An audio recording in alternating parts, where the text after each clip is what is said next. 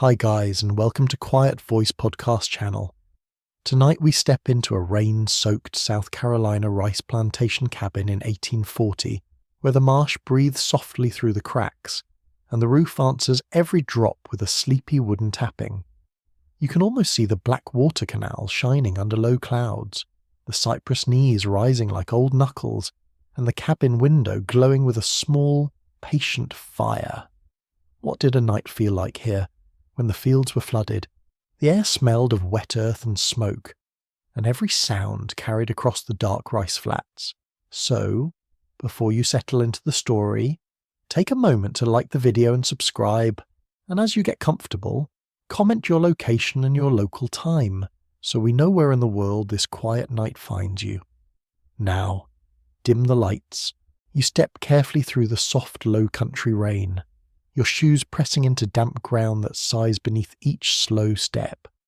The evening has already folded itself over the plantation, not suddenly, but like a heavy blanket lowered from the grey sky. Around you, the rice fields lie in shallow water, their narrow banks just visible in the dimness. The canals hold the colour of iron and tea, and every ripple seems to carry some secret away. The air is warm, even with the rain. It touches your face like a damp cloth, gentle but impossible to ignore. You smell mud, wood smoke, wet grass, and the faint sour sweetness of marsh plants decaying in black water. Somewhere beyond the path, frogs begin calling in layers, one voice answering another, until the whole marsh seems to be thinking aloud. A mosquito whines near your ear, because of course it does. Even history has no mercy there. You move toward the cabin, a small wooden structure raised only slightly above the wet ground. Its boards are weathered, grey in the rain, and shaped by years of heat, storms, and hands. The roof is simple, patched where storms have worried at it. Rain gathers along the edge, then spills down in thin silver threads. A faint orange glow slips through the doorway, warm and uneven, promising shelter without pretending life here is easy. In 1840, South Carolina is still one of the great rice regions of the American South. Along the coastal rivers and tidal swamps, rice has made fortunes for plantation owners, while enslaved African and African-descended people provide the skill, labour, and knowledge that keep the system alive. The fields around you are not ordinary farmland. They are engineered wetlands, shaped by banks, gates, canals, and tides. Water is not just scenery here. It is a tool, a threat, a burden, and sometimes a brief blessing. You pause at the threshold and listen. The rain taps on the roof, soft near the eaves and heavier where it strikes a loose board. Inside, firewood shifts with a small crack. The sound is comforting, almost domestic, until you remember how much labour brought every stick here. Nothing in this place arrives without effort. Nothing is casual. The cabin doorway is low, and you bend slightly as you enter. Warmth meets you first, smoky and close. It settles against your cheeks and clings to your clothes. The floor beneath your feet is made of rough planks, uneven enough to remind you where you stand. A few gaps let the damp breath of the ground rise through them. The room is plain, yet full of presence, as though every object has learned to stay quiet. A hearth sits along one wall, holding a small fire that glows more than blazes.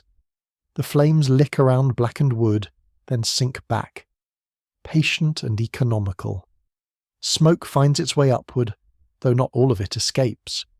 Some remains near the rafters, where it darkens the beams and gives the air its sharp, familiar bite.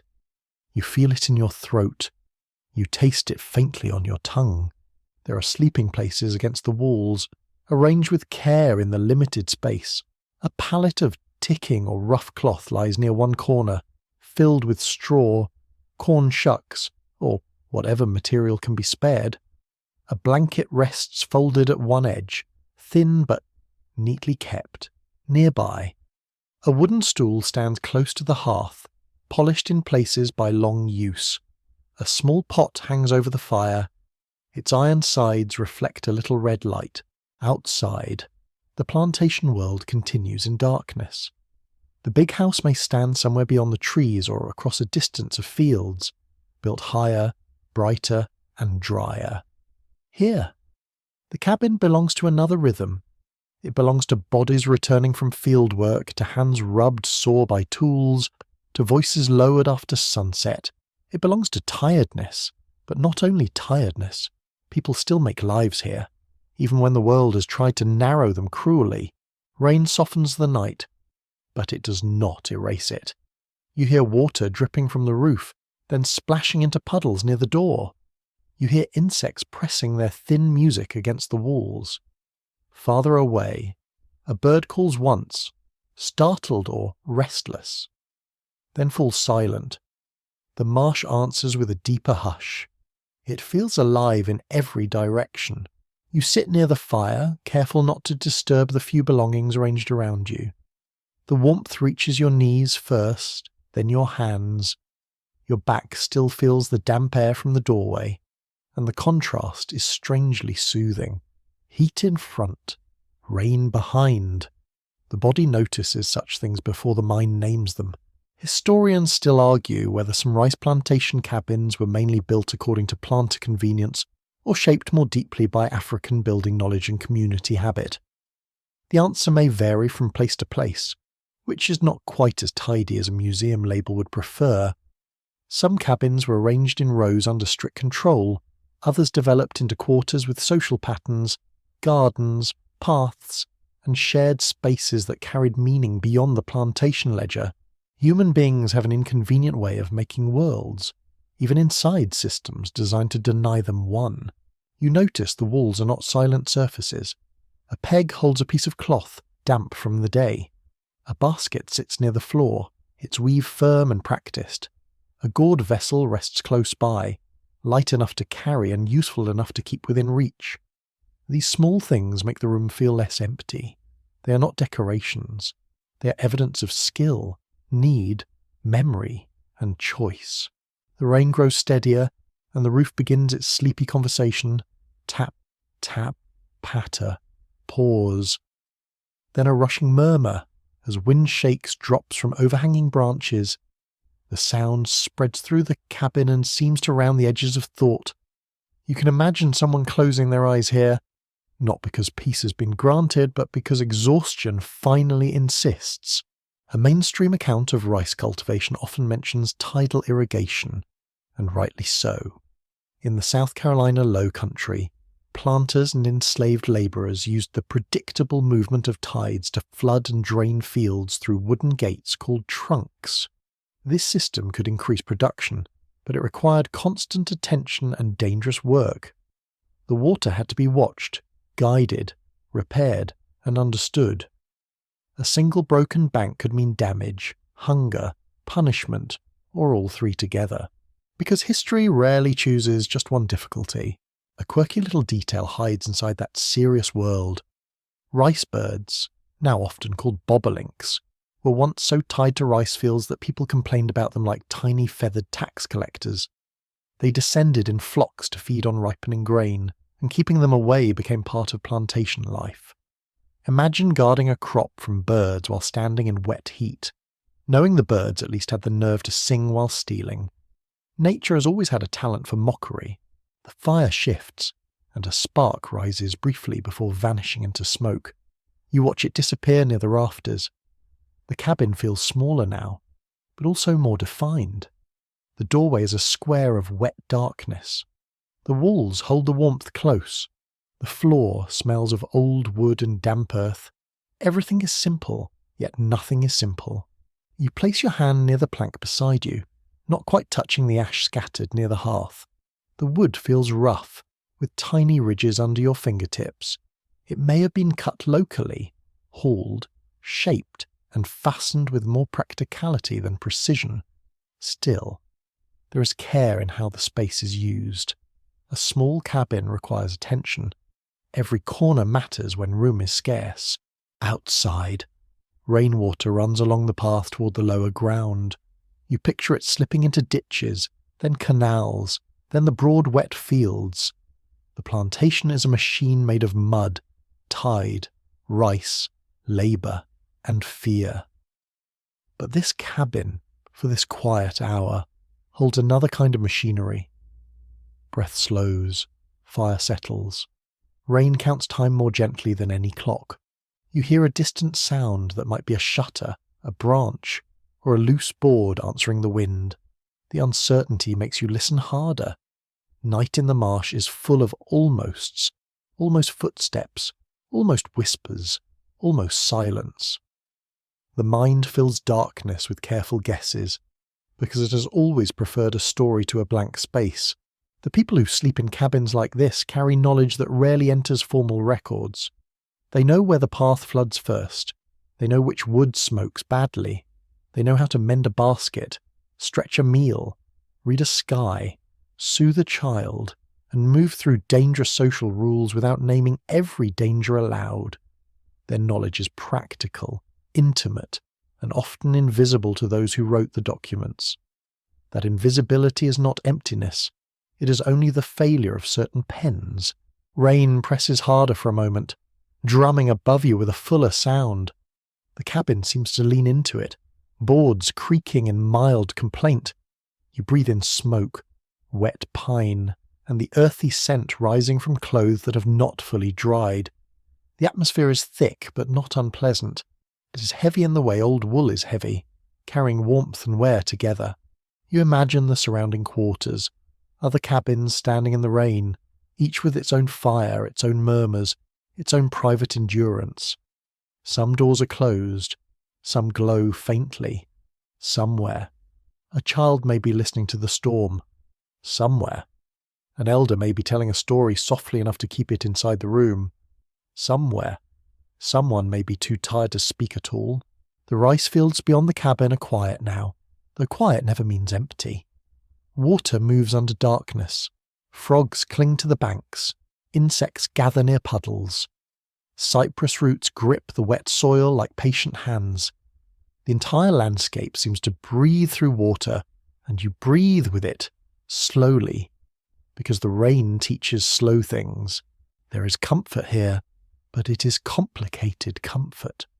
The fire warms you, yet the wood was gathered by tired hands. The blanket softens the floor, yet the body resting under it may rise before daylight. The rain sings gently, yet tomorrow it may swell ditches and deepen mud. A sleepy history must still be honest. Softness and hardship often share the same room. Scholars continue to debate how much African rice-growing knowledge shaped the success of low-country plantations from the earliest years. Many point to West African expertise with rice, wetlands, and tidal environments as essential. Others caution that records are uneven and shaped by enslavers, which makes certainty difficult. You sit inside that uncertainty, hearing rain on wood, and it seems less like an argument on paper than a missing chorus of voices. The fire has lowered now, turning from yellow flame to red-orange glow. Shadows stretch along the wall in slow, wavering shapes. Your eyelids feel heavier, not from forgetfulness, but from the steady rhythm around you. The rain keeps falling. The marsh keeps breathing. The cabin keeps its small circle of warmth. You listen to the roof again. Its pattern is never exactly repeated. A soft tap near the corner. A rush along the eave. A slow drip near the door. The sounds overlap until they become something close to music. Not polished music. Not music for parlours or Sunday display. This is weather music. Cabin music. The kind that asks nothing except that you hear it. Your shoulders settle. Your hands loosen. The smoke thins, then curls again as the fire finds another pocket of dry wood. Outside, the fields hold the darkness in their shallow water. Inside, the room glows low and amber, like a coal cupped carefully against the night. You remain still, feeling the cabin around you, its boards, its smoke, its damp warmth, its quiet objects, its narrow shelter. You're not here to make the past gentle. You're here to notice it gently. There is a difference. and the rain seems to understand. The storm moves across the marsh without hurry. Each drop touches roof, leaf, puddle, canal, and field, joining 1,000 other drops in the soft labour of night. You breathe in, slowly. You breathe out, softer. The cabin holds, and for this moment, beneath the low South Carolina sky of 1840, the world becomes firelight, rainwater, and the hush between sounds. You stand inside the cabin while the rain keeps working over the roof, patient and steady, like fingers drumming on an old table. The room is not large, yet it seems to contain many lives folded tightly together. Firelight moves across the walls, catching splinters, knots, smoke stains, and places where boards have shrunk away from one another. You notice how the night air slips through those cracks without asking permission. It comes in cool threads, brushing your wrists, ankles, and neck. The cabin has a smell that gathers in layers. There is wood smoke first, sharp and familiar, followed by damp wool, old ash, wet clay, and the faint sweetness of dried corn. Beneath that rests the deeper scent of human habitation, the warm trace of bodies, work clothes, stored food, and tired sleep. It is not the perfume of comfort exactly. It is the scent of making shelter from what is available. You move slowly because everything here asks for care. A stool stands near the hearth, its legs uneven from use and repair. One side has been rubbed smooth by hands reaching for balance. A shallow wooden bowl rests upside down on a shelf, keeping soot from settling inside it. A bundle of kindling has been tucked near the wall, dry enough to matter. In a wet landscape, dry wood is nearly treasure. Very glamorous treasure, obviously. The floorboards speak under your weight. They do not groan loudly, but answer in small creaks and clicks. Below them, the damp ground gives off a cool breath. You can imagine water gathering beneath the cabin during heavy weather, dark and shallow, carrying leaves, insects, and the occasional bold frog. The raised floor is helpful, but not a miracle. Rain always negotiates. A bed space lies near the far wall, low and narrow. It may be a simple frame, or only a mattress of a rough ticking resting on boards. Inside the ticking, straw, moss, corn shucks, or other filling might shift with each movement. Such beds could be scratchy, uneven, and noisy, yet still deeply welcome at day's end. The body does not demand luxury when exhaustion has already made its argument. You touch the edge of a blanket with your fingertips. The cloth feels coarse, thinned in places, heavier where dampness has settled into the fibres. It has been mended more than once. Tiny stitches cross a worn section with neat determination, holding together what constant use keeps trying to undo. A patch blanket is a small history of persistence. Every repair says, not yet, not finished. The walls hold simple shelves, made from boards supported by pegs. On one shelf sits a small clay vessel, darkened near the bottom from smoke. Another holds a folded cloth, a gourd dipper, and a few pieces of dried plant matter tied together. It might be seasoning, medicine, or simply something worth saving. You cannot assume too quickly. Domestic objects often hide more intelligence than grand furniture. In 1840, many enslaved families in plantation quarters lived with few possessions officially recognized as theirs. Yet within cabins, people made personal worlds from tools, clothing, foodways, baskets, charms, and keepsakes. Plantation records might count blankets, pots, and hose with cold neatness. They rarely captured affection, memory, or the tiny choices that made a room feel inhabited. Ledgers are very confident documents. They also miss almost everything tender. A small iron pot hangs near the fire, blackened from repeated use. Its surface is rough, almost pebbled, and it gives off a mineral scent when heat catches it. Iron cookware was valued because it lasted and could serve many purposes. It boiled, simmered, baked near coals, and survived hard handling. The pot is not merely equipment, it is a nightly centre of gravity. Near the doorway, a pair of shoes or rough foot coverings sit where dripping water can fall from them.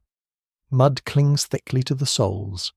The mud is not ordinary dirt, it is low country mud, dark, wet, stubborn, and practically gifted at following people indoors. It holds the smell of marsh roots and flooded paths. When it dries, it flakes reluctantly, as though offended by separation. The rain makes the doorway feel alive. Water whispers down the outside boards and beads along the threshold. Each drop catches firelight for an instant before falling into shadow. Beyond the opening, the yard is a blur of puddles and moving darkness. You hear the soft smack of water landing in wet sand. You hear a distant cough from another cabin, then a murmur, then nothing. Inside, the room feels guarded, not safe in any complete way, because this world does not allow that, but guarded by use, by habit, by the careful arrangement of necessary things. A cup hangs from a peg, a basket rests near the corner, firewood sits within reach, sleeping places remain close enough for warmth. This is practical design shaped by need, season, and human closeness. One quirky detail lives in the materials around you. In parts of the coastal south, Spanish moss could be gathered, cleaned, and used for bedding, packing, or stuffing. It looked soft hanging from trees, all silver and dreamy, but it had to be treated carefully. Otherwise, it might bring insects along for an intimate visit. Nothing says restful night quite like realizing your mattress has its own tiny residence. You lower yourself near the hearth. The heat reaches your shins, while the cabin's dampness lingers at your back. Smoke drifts sideways when wind presses down the chimney. It stings your eyes a little, and you blink until the room clears. The fire gives enough light to see shapes, not details. That half-seeing changes everything. A bowl becomes a shadowed moon. A hanging coat becomes a waiting figure. The rafters above you are dark with years of smoke. Soot has gathered in soft black layers, thickest where the air rises and lingers. Some cabins had chimneys made of clay, brick, sticks, or a mixture of materials, depending on resources and local practice. A poorly drawing chimney could fill a room with smoke on damp nights. The body learned to endure it. The eyes learned to water quietly. Historians still debate how much privacy enslaved people could claim inside cabins like this. Some evidence suggests families made meaningful domestic spaces despite surveillance and intrusion. Other evidence reminds us that owners could enter, inspect, move, or divide households with brutal authority. Both realities can be true, which is uncomfortable, and history often is. The cabin is private in feeling, but fragile in law. You notice a small bundle tied with cloth, tucked near a rafter or resting on a high shelf. It may hold sewing items, a bit of tobacco, scraps of cloth, dried herbs, or something spiritually meaningful. In the Low Country, African-derived beliefs, Christian practices, herbal knowledge, and local custom often met in quiet ways. Not every object announced its purpose. Some things worked best when overlooked. The soundscape deepens as night settles. Rain taps overhead, fire snaps low, insects pulse beyond the walls, and water drips from the eaves. A faint scraping comes from somewhere near the floor. Perhaps a mouse has found a crumb. Perhaps it is only a shifting stick. The cabin allows small creatures to have opinions. They express them at inconvenient times. A child sleeping nearby might turn under a blanket, breathing through the thick air. An older person might sit awake longer, listening, thinking, saving strength. Someone might mend cloth by firelight, passing a needle through fabric with slow precision. Thread is small, but it can hold a household together. So can silence when speech would cost too much. You look toward the corners where darkness collects. Nothing is wasted there. A broken handle could become a tool. A scrap of cloth could patch a sleeve. Ashes from the hearth might be saved for cleaning or other household tasks. Corn cobs, bones, shells, and plant fibres could all have uses. Scarcity teaches invention, though it should never be romanticised. Being resourceful is admirable. Being forced into scarcity is not. The cabin walls feel close enough to hold every sound. When the rain lightens, you hear breath, ember, drip, and the faint rub of fabric. When the rain strengthens, the whole room withdraws into weather. You feel the vibration of drops through the roof and walls. It becomes a soft enclosure, almost like being inside a drum. Mainstream history often describes plantation cabins as crude shelters, and many were indeed poorly built by modern standards. Yet archaeology and social history show that such spaces could also contain meaningful patterns of family, community, food, ritual, and resistance. A cabin was not just a symbol of oppression. It was also where people cooked, prayed, argued, laughed softly, healed, remembered, and endured. The walls witnessed much more than sleep. You study the hearth again. Its stones or clay edges are darkened by use. Ash gathers in pale drifts beneath the coals. A small stick collapses inward, sending sparks briefly upward. The glow warms the pot, the floor, the hanging cloth, and your hands. It also paints the room in a gentle amber that makes roughness look almost soft. Firelight is a generous liar. The rain carries smells inward.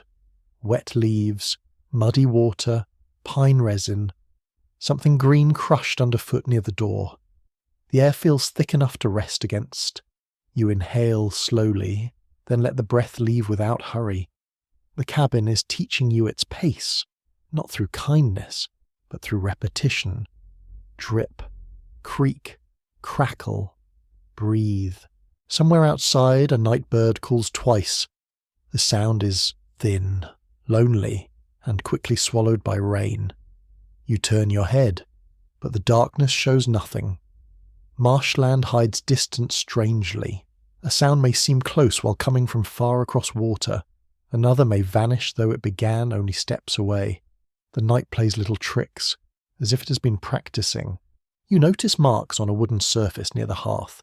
They might be scratches from use, tally marks, children's play, or meaningless scars from tools. There is no easy way to know. Historians often face such small mysteries in surviving cabins and archaeological remains. A mark can invite interpretation without surrendering certainty. The past has manners, sometimes. It does not tell everything. The blanket near you gives off a faint animal smell when the room warms. The cloth has absorbed rain seasons, smoke seasons, and nights of uneasy rest. You imagine hands folding it each morning, not ceremonially, but because order helps when life is crowded. A neat corner can be a form of control, a swept hearth can be a claim.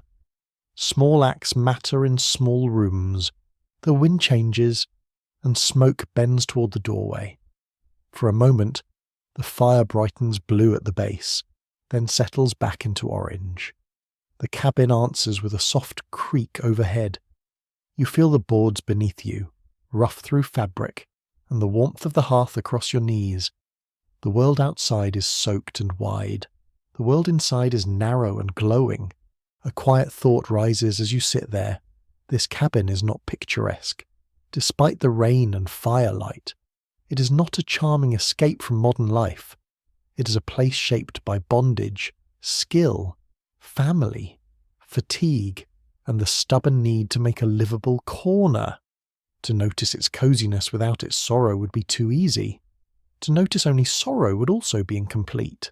So you remain with both, the patched blanket and the forced labour, the warm pot and the empty ledgers, the rain song and the watchful dark. The room does not ask you to solve its contradictions. It only asks you to sit carefully among them. The fire drops lower, turning the walls into shadow again. Rain softens to a fine ticking over the roof. The basket in the corner becomes a dark curve. The shelf becomes a line. The blanket becomes a low hill of worn cloth, Your breathing slows with the room's breathing, and the cabin holds its small, smoky warmth around you. You sit close to the hearth as the evening meal begins to take shape in the soft red glow. The cabin feels warmer now, though the damp air still lingers in the corners like a quiet guest. Rain pats the roof with a steadier hand, while the fire answers in little snaps and sighs. A pot hangs over the coals, dark and heavy, giving off a smell that is simple, earthy, and deeply welcome. Steam gathers beneath the lid, then slips out in pale ribbons. It carries the scent of rice, greens, smoke, and something slightly peppery. The smell fills the room slowly, not in a grand way, but with the ordinary power of hunger meeting heat. Your stomach notices before your mind does. That is usually how supper wins. A wooden spoon rests nearby, its handle worn smooth by repeated hands. Someone lifts the pot lid with a cloth, careful of the heat, and the steam blooms upward. It clouds the air for a breath, softening the rafters and shelves. The rice inside looks swollen and tender, each grain changed by water and patience. A few greens float among it, dark and silky from simmering. In a rice-growing region, rice might seem obvious on the table, yet access was never simple. Enslaved labourers cultivated rice for sale, but their own meals depended on rations, gardens, hunting, fishing, trading, and personal labour done outside demanded work. Cornmeal, sweet potatoes, peas, greens, and fish often mattered as much as rice itself. The plantation economy grew rich from abundance while many cabins still practiced careful stretching. You receive a small portion in a bowl that feels warm against your palms. The wood or clay holds the heat unevenly, warmer on one side than the other. The meal is plain, but the scent is comforting. Smoke has entered everything, including the food, adding a flavour that seems both accidental and inevitable. In this cabin, even air becomes an ingredient. The first taste is soft and mild. Rice gives way easily, carrying the saltiness of a small seasoning piece. Perhaps pork, fish, or something saved for flavour. The greens have a faint bitterness that settles pleasantly after each mouthful. If there is pepper, it wakes the tongue just enough. Nothing is wasted. Flavour works hard here, the way everyone does. Outside, rainwater trickles from the roof and splashes near the door. Inside, spoons move gently against bowls. The sound is small, almost hidden under the storm. No one eats quickly at first, because hot food requires patience. The steam touches your face, damp and fragrant, and your hands gather heat from the bowl. This is a kind of quiet ceremony, though nobody would call it that. A mainstream fact sits inside this meal like a grain inside its husk.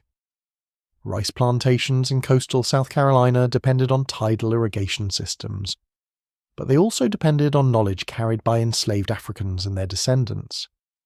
Many people taken from West African rice regions knew planting, flooding, harvesting, milling, and cooking traditions connected to rice. Their expertise helped make the Low Country profitable, even while credit and wealth were stolen from them. You think of the field hands who would have known rice in many forms: seed rice, flooded rice, cut rice, threshed rice, hulled rice, broken rice, cooked rice. Each stage required touch, timing, and judgment. A careless eye might only see a crop. Skilled hands knew a whole calendar hidden in the grain.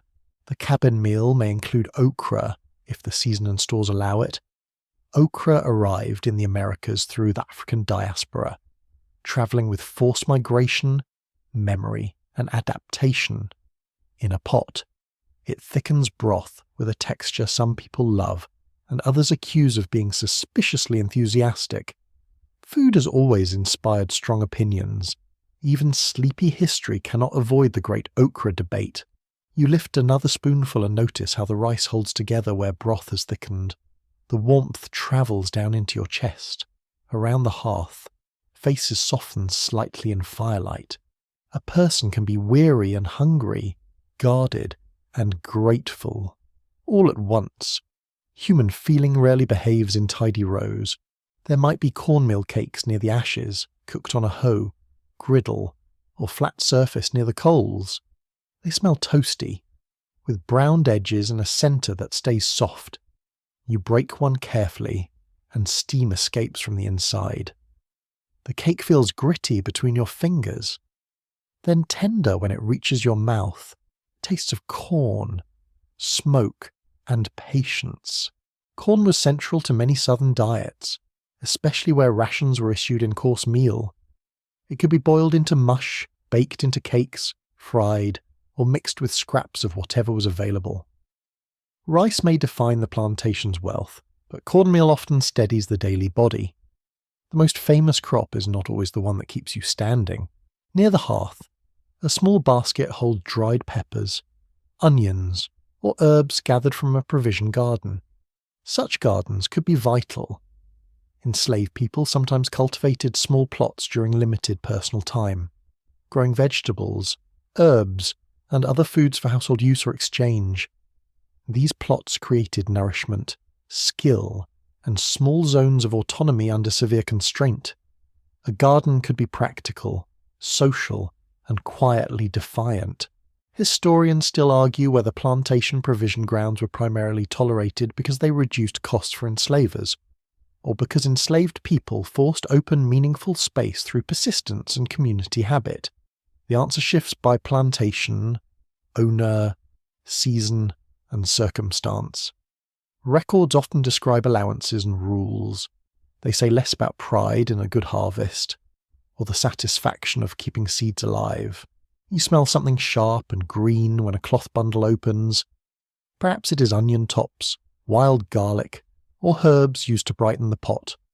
A few leaves are added late, preserving their fragrance.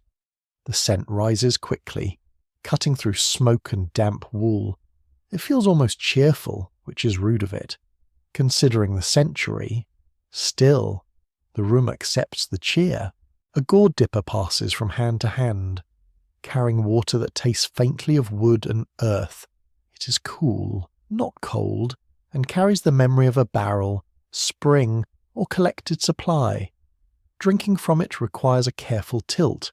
A little runs at the corner of your mouth, and you wipe it with the back of your hand. The gesture feels old, practical, and unembarrassed. Supper's not only food, it is timing. It is the moment when tools are set aside. Children are drawn near, and the day's harsh commands loosen their grip, if only slightly. Voices might rise in low conversation. Someone mentions a swollen ditch, a broken gate, a child's cough, a missing button, or the stubborn behaviour of a mule. Life continues through details, always details. The cabin walls hold these details close. Rain muffles the outside world, making speech feel safer than it might on a clear night. A laugh comes softly, brief and careful, then fades into the scrape of a spoon. The laugh is not loud enough to challenge anything, yet it changes the room. Even a small laugh can open a window in the chest.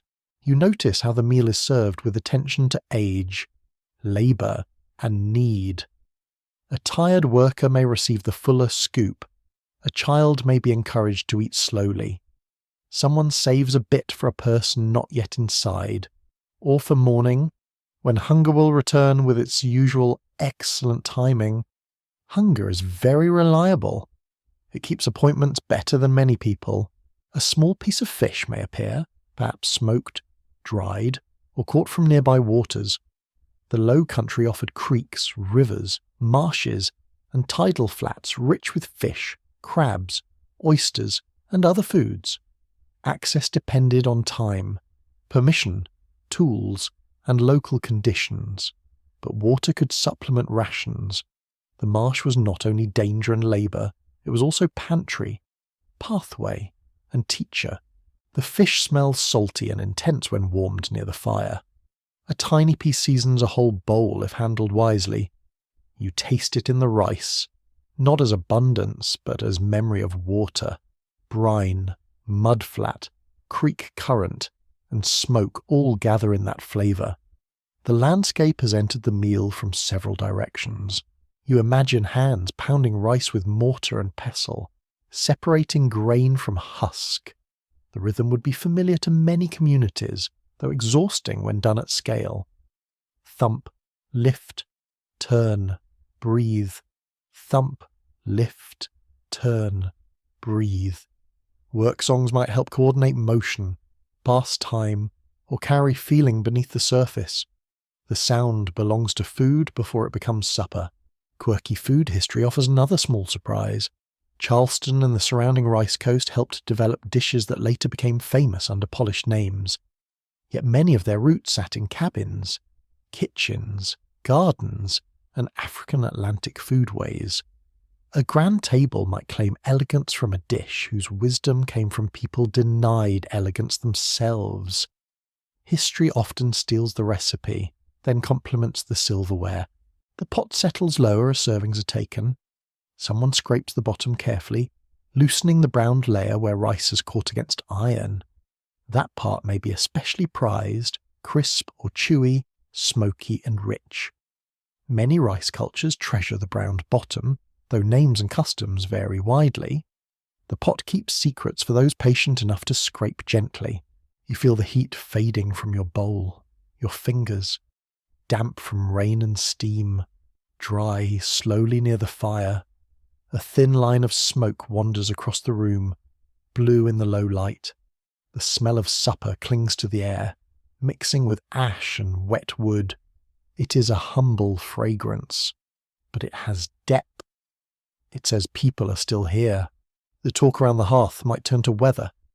Weather is never small talk in a rice plantation landscape. Too much rain can break banks, rot crops, spread sickness, and deepen misery. Too little water can damage fields and expose mud at the wrong time. Tides, storms, heat, and insects shape the year as powerfully as any overseer. The sky has authority, though nobody elected it. Mosquitoes gather where warmth and bodies meet. One lands on your wrist, delicate as a whisper and twice as irritating. You brush it away. In the 19th century Low Country, malaria and other diseases shaped life profoundly, especially in wet plantation zones. Enslaved communities suffered heavily, while some planters avoided the worst seasons by retreating elsewhere. Even illness followed the lines of power. Historians continue to debate how plantation food should be understood, whether mainly as deprivation, cultural creativity, economic strategy, or community survival. It was often all of these at once. Rations could be inadequate, gardens could be sustaining, and cooking could preserve deep knowledge under cruel conditions. A bowl of rice and greens can carry more history than a marble monument. The rain softens again, becoming a whisper along the roof. Someone leans back, bowl resting in both hands, eyes fixed on the coals. The fire burns low enough that the pot no longer boils, only sighs. A final spoonful is taken with quiet care. Crumbs are gathered. The bowl is wiped clean with a bit of corn cake, because wasting broth would be foolish, and frankly, rude to the broth. You notice the satisfaction that comes not from plenty, but from warmth reaching an empty place. It is a modest satisfaction, fragile and temporary. Yet temporary things are not meaningless. A dry corner is temporary. A full stomach is temporary. A fire is temporary. Still, people build whole evenings around them. The cleaned bowls are set aside, and the pot is moved from the strongest heat. Water is saved for washing, though not too much. Ash may help scrub where grease clings stubbornly. The work after eating is quiet, practiced, and efficient. Domestic labour does not pause simply because field labour has ended. It merely changes clothing. As the room settles, the meal remains present in scent and warmth. Rice steam has softened the smoky air. Cornmeal has left its toasted sweetness near the hearth. Greens have darkened the pot. Fish or seasoning has left salt behind on the tongue. Your body feels heavier now, but in a calmer way, as though supper has placed a hand on the shoulder. Outside, the marsh continues its wet breathing. Frogs call from hidden pools, and rain gathers on leaves before falling in delayed drops. Inside, the hearth glows with a quieter purpose. The cabin has become a bowl of warmth inside a soaked world. You hold that thought gently, feeling the last heat from your empty dish, while the night deepens around the sound of water, ember, and breath. You sit quietly as the cabin grows darker around the edges, while the rain loosens into a softer, scattered rhythm. The fire no longer speaks with bright confidence. It murmurs from the hearth in red and orange pockets, sending shadows up the wall like slow breathing. Beyond the door, the marsh begins to sound wider than it looked in daylight. Night gives distance a strange new voice. At first, you hear the nearer sounds. A drop falls from the roof edge into a puddle with a round little plunk. Another follows, then another, not quite regular, never fully random. The doorway smells of wet boards, trampled grass, and the mineral dampness of dark soil. Cool air slides across the floor and touches your ankles. It carries the marsh inside by inches. A frog calls from somewhere close, its voice deep enough to seem larger than its body deserves. Another answers from farther away, higher and sharper. Soon the wetland fills with layered calls, each one rising out of mud, grass, ditch, and flooded field. The chorus is not graceful exactly. It is more like a committee meeting held by creatures with no interest in manners. You lean nearer to the doorway, where the outside world appears as a dim square of moving blackness. Rainwater threads down the roofline. The yard shines faintly where puddles catch the firelight. You cannot see far, but you can hear the plantation's nightscape unfolding. The fields, canals, paths, trees, cabins, and unseen water all begin to describe themselves through sound. In the low-country rice world, night sounds mattered. People listened for weather changes, animal movement, shifting water, loose livestock, footsteps, and danger. A flooded landscape does not become inactive after sunset. Gates, ditches, banks, and canals still hold water under pressure. The whole place is a kind of instrument, and anyone living here learns to hear when one string has gone wrong. The wind moves through nearby trees with a wet brushing sound. Leaves slap softly against one another, heavy with rain. Somewhere, Spanish moss sways from a branch, dripping in slow threads.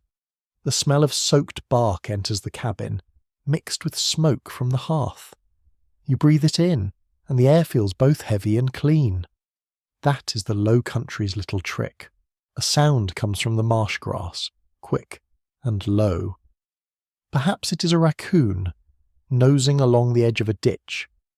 Perhaps it is an opossum, pale-faced and patient, searching for whatever the night has misplaced. Small animals often move most boldly when human voices fade. They know when the day's authority has gone indoors. Sensible creatures, really. A mainstream fact rests in the darkness outside. South Carolina rice plantations were often built along tidal rivers, where freshwater movement could be controlled through trunks and embankments. Those wooden water gates allowed fields to be flooded or drained at chosen times. At night, water still pressed against those structures, especially during rain. A gate did not sleep simply because people wished it would. You hear a faint slosh somewhere beyond the cabin yard. It may be runoff moving along a ditch, or water disturbed by an animal stepping through it. The sound is small, but in the dark it becomes interesting. Your mind walks toward it, then returns to the fire. The cabin holds your body, while the marsh keeps borrowing your attention. Insects begin to dominate the higher notes. Crickets rub their wings into a steady pulse. Mosquitoes whine near warm skin, thin as thread and twice as persistent. Beetles tap against wood. Some unseen creature clicks from a crack near the wall. The room is not sealed against life. Very few things are sealed in a cabin like this, except perhaps a stubborn jar and someone's private thoughts. You brush at your cheek, then settle your hands again. The air is damp enough that your skin never feels fully dry. Cloth clings slightly at the shoulder and knee. The floor cools through your soles. Smoke warms your face. Rain cools your back. You live for a moment inside a narrow band between fire and weather. A low call rises from the trees, soft and questioning. It might be an owl, though the exact kind is hard to know from sound alone. Owls hunted the margins of fields and woods, feeding on small animals drawn to grain, water, and human settlement. Their calls could sound mournful, comic, or faintly judgmental, depending on one's mood. Tonight, it sounds like the marsh clearing its throat. Historians still argue how enslaved communities interpreted certain night sounds, especially when African spiritual traditions, Christian belief, local folklore, and practical warning systems overlapped. Some sounds may have carried meanings that outsiders never understood. A bird call could be only a bird call, or it might become a sign through story and experience. The difficulty is not that people lacked meaning. The difficulty is that records often failed to respect it. You listen more carefully now. The night has levels. Near the hearth, a coal breaks softly. In the room, someone shifts against a blanket. At the doorway, water drips with lazy persistence. Beyond the yard, frogs call, insects hum, and runoff moves through mud. Farther still, a deeper silence holds the fields together. That silence is not absence. It is the space where listening grows. A distant dog barks once, then twice. The sound travels strangely across wet ground, stretched by air and water. It might come from near the big house, from another cluster of cabins, or from a path along the fields. Dogs on plantations could mean many things, from guarding property to tracking runaways. Even a bark could carry fear, annoyance, or simple animal boredom. History gives dogs complicated jobs. The rain pauses so suddenly that the quiet feels loud. Drops continue to fall from leaves, but the roof no longer drums.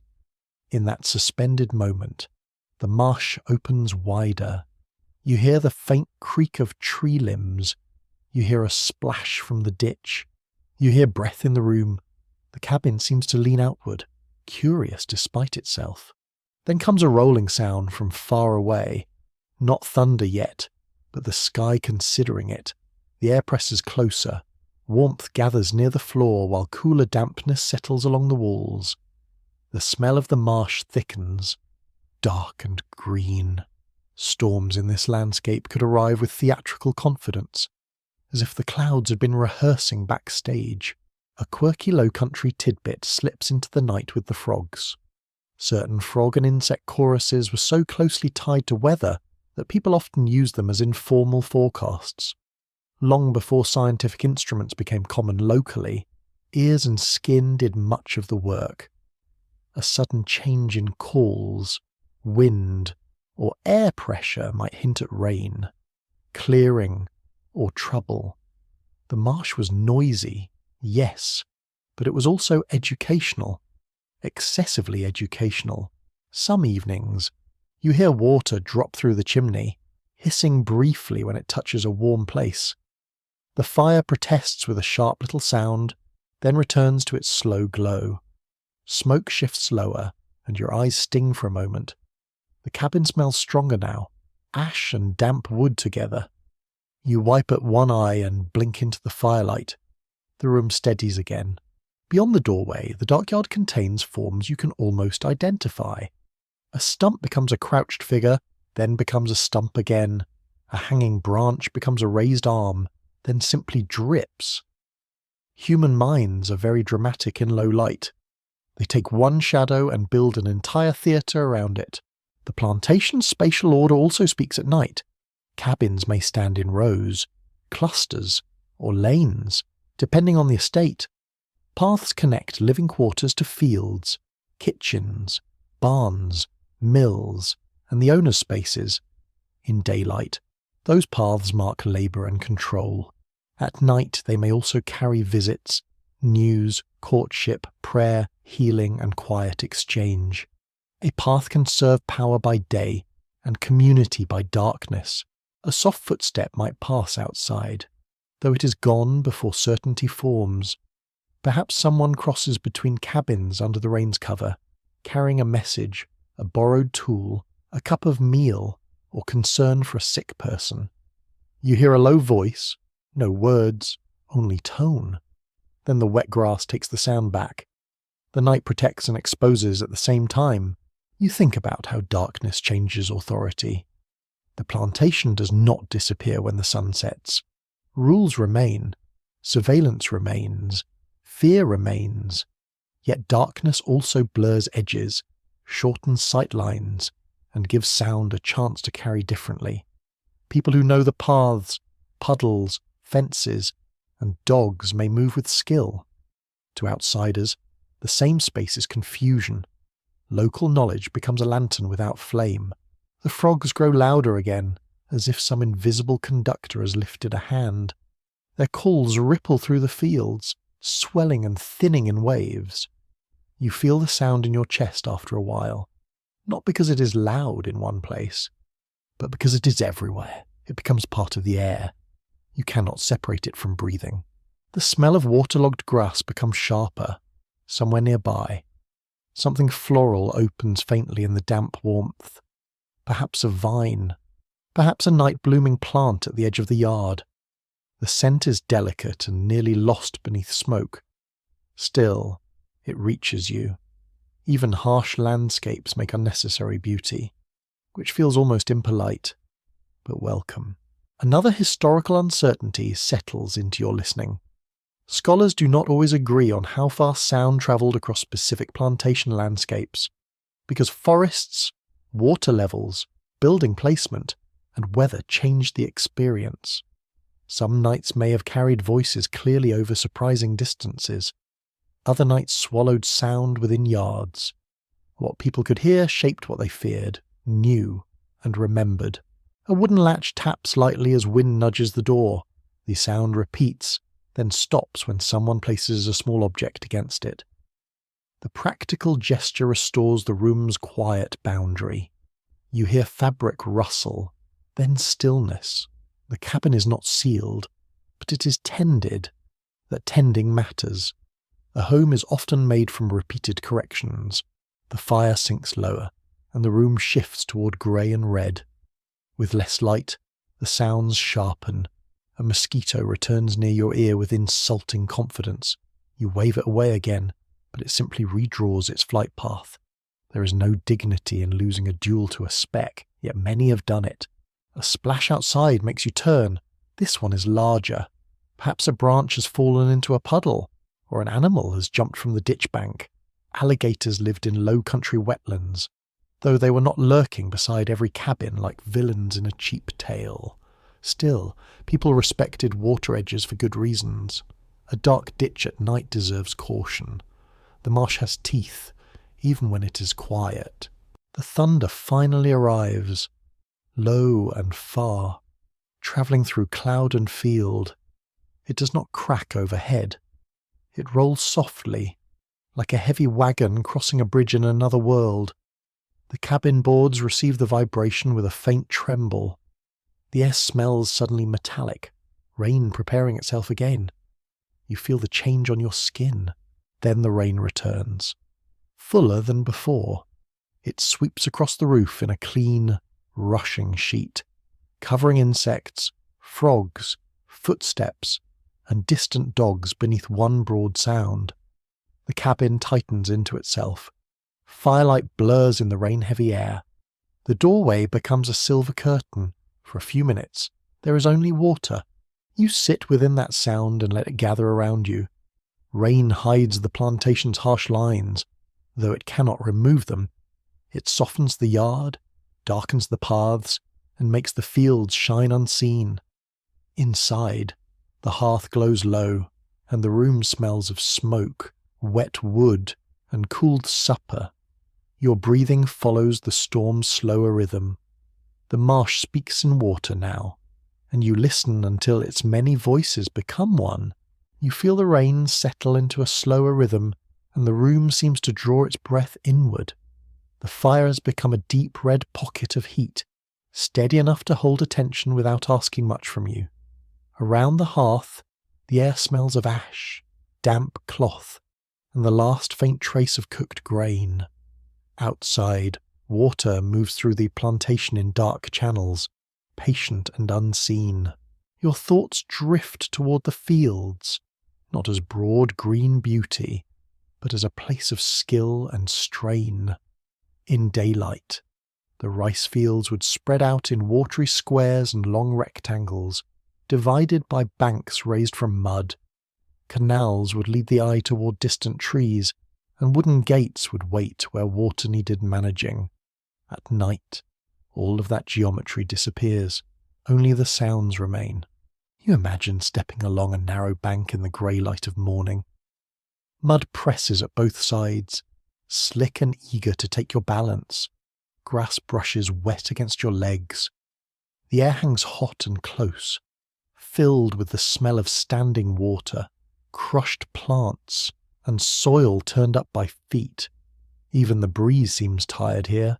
Very relatable. Unfortunately, rice culture in the South Carolina low country depended on a carefully timed cycle. Fields were prepared, planted, flooded, drained, weeded, guarded, harvested, threshed, and milled. Tidal irrigation made some of this system remarkably productive, but it also required constant maintenance. Banks could break, gates could jam, water could arrive at the wrong moment. The whole landscape demanded attention, like a fussy aristocrat with a mud problem. You picture enslaved workers moving through the fields with hose in hand. The tool's wooden handle grows slick beneath sweat and rain. The blade bites into mud, lifts weeds, cuts clumps, and repeats, again and again. The sound is dull, wet, and rhythmic. Each stroke joins dozens of others, making a low music of labour that has nothing ornamental about it. The work is not random strength alone. Rice cultivation requires judgment. Too much water can drown young plants, while too little can expose them to weeds and heat. Flooding might help control pests, but timing matters. Draining must be done carefully. You cannot bully rice into growing well. You have to understand it, which makes the cruelty of forced labour even sharper. Skill is present everywhere, even where recognition is absent. In 1840, enslaved people on rice plantations often worked under the task system. Rather than labouring only from sunrise to sunset under constant gang supervision, many were assigned specific daily tasks. Once completed, they might have limited time for gardens, fishing, family care, or rest. That arrangement could create small openings, but it remained inside bondage. A shorter chain is still a chain. You hear the rain outside tapping into puddles, and it becomes easy to imagine water striking broad field surfaces. Each drop breaks the dark reflection of clouds. Each ripple runs outward until it meets another. The planted rice would stand in rows, bright green in season, fragile at first and then thicker with time. A field can look peaceful from a distance. Distance is often a very dishonest thing. Your hand rests near the floor, feeling the roughness of a board beneath your palm. The texture reminds you of tools, handles, baskets, and gates shaped by repeated use. On rice plantations, skilled enslaved carpenters, coopers, blacksmiths, boatmen, and trunk minders mattered enormously. The fields needed more than field hands. They needed specialists who understood wood, iron, water, weather, and repair. The plantation ledger might flatten those roles, but the work itself did not. A faint gust pushes damp air through the doorway, bringing the smell of marsh water more strongly into the room. It has a dark scent, almost sweet, almost rotten, full of plant life breaking down and feeding new growth. The Low Country is generous that way. It never lets anything simply end. It turns endings into mud and asks everyone to walk through them. A quirky detail rises from the rice field's edge. Workers sometimes had to frighten away birds using rattles, calls, clappers, or other noise-making tricks. Children and older people might take part in guarding ripening fields when flocks arrived. Imagine the solemn agricultural duty of yelling at birds who absolutely do not respect property arrangements. The birds, one suspects, considered themselves innocent diners. You imagine the sound of those birds lifting suddenly. Wings beat over the rice in quick sheets. The air ripples with alarm and appetite. Someone shouts, claps, or swings a noisemaker. The field becomes a brief storm of feathers. Then the birds settle somewhere else, already plotting their return. Nature loves persistence. So do hungry creatures. The task system also made time feel different.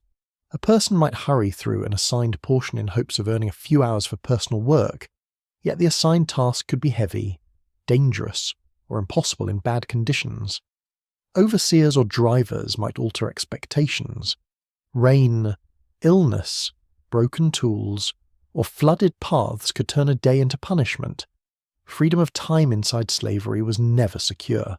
Historians still argue whether the task system gave enslaved people meaningful autonomy compared with gang labour, or whether it mainly allowed planters to extract skilled work more efficiently.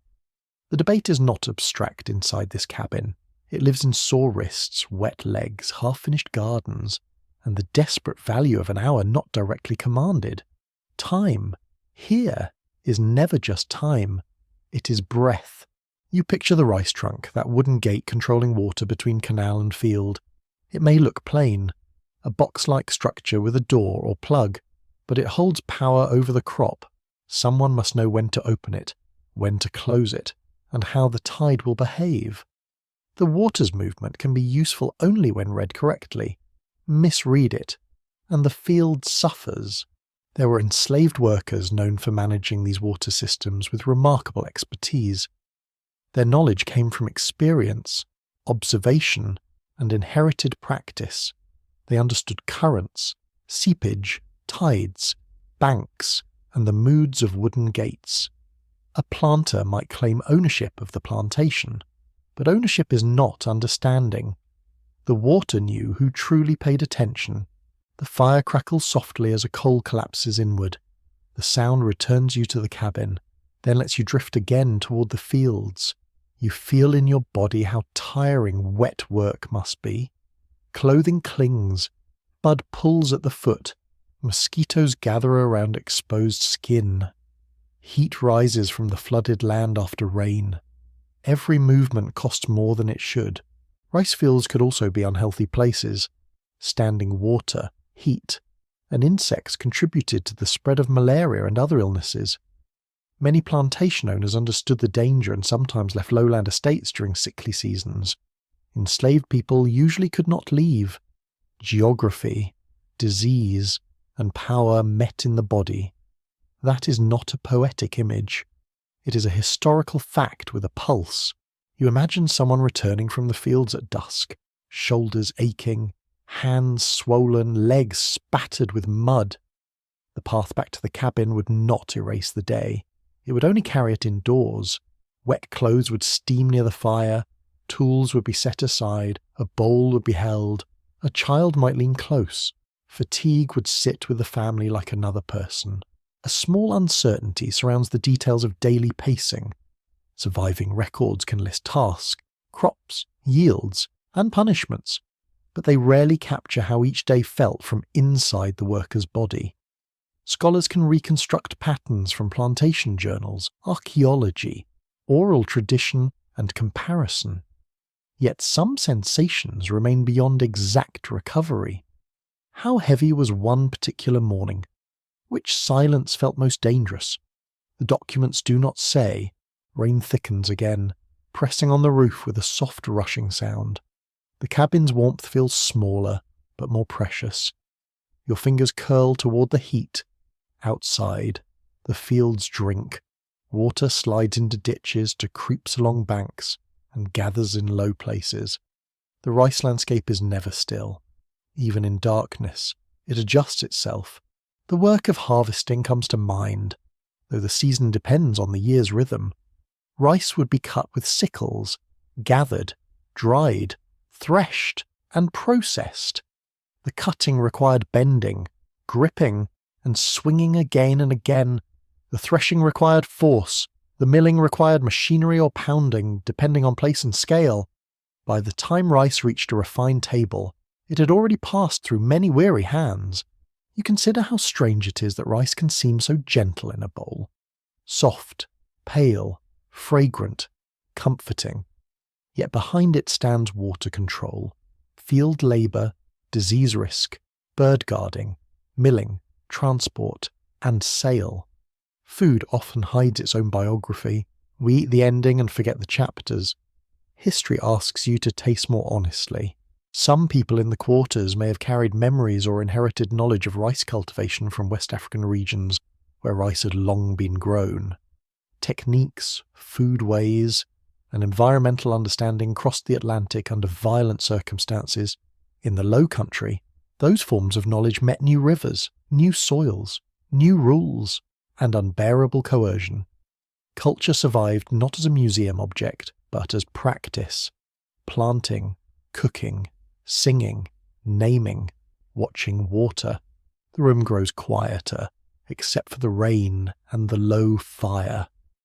A sleeper shifts in the shadows, perhaps dreaming of work, family, or some place beyond fields and rules.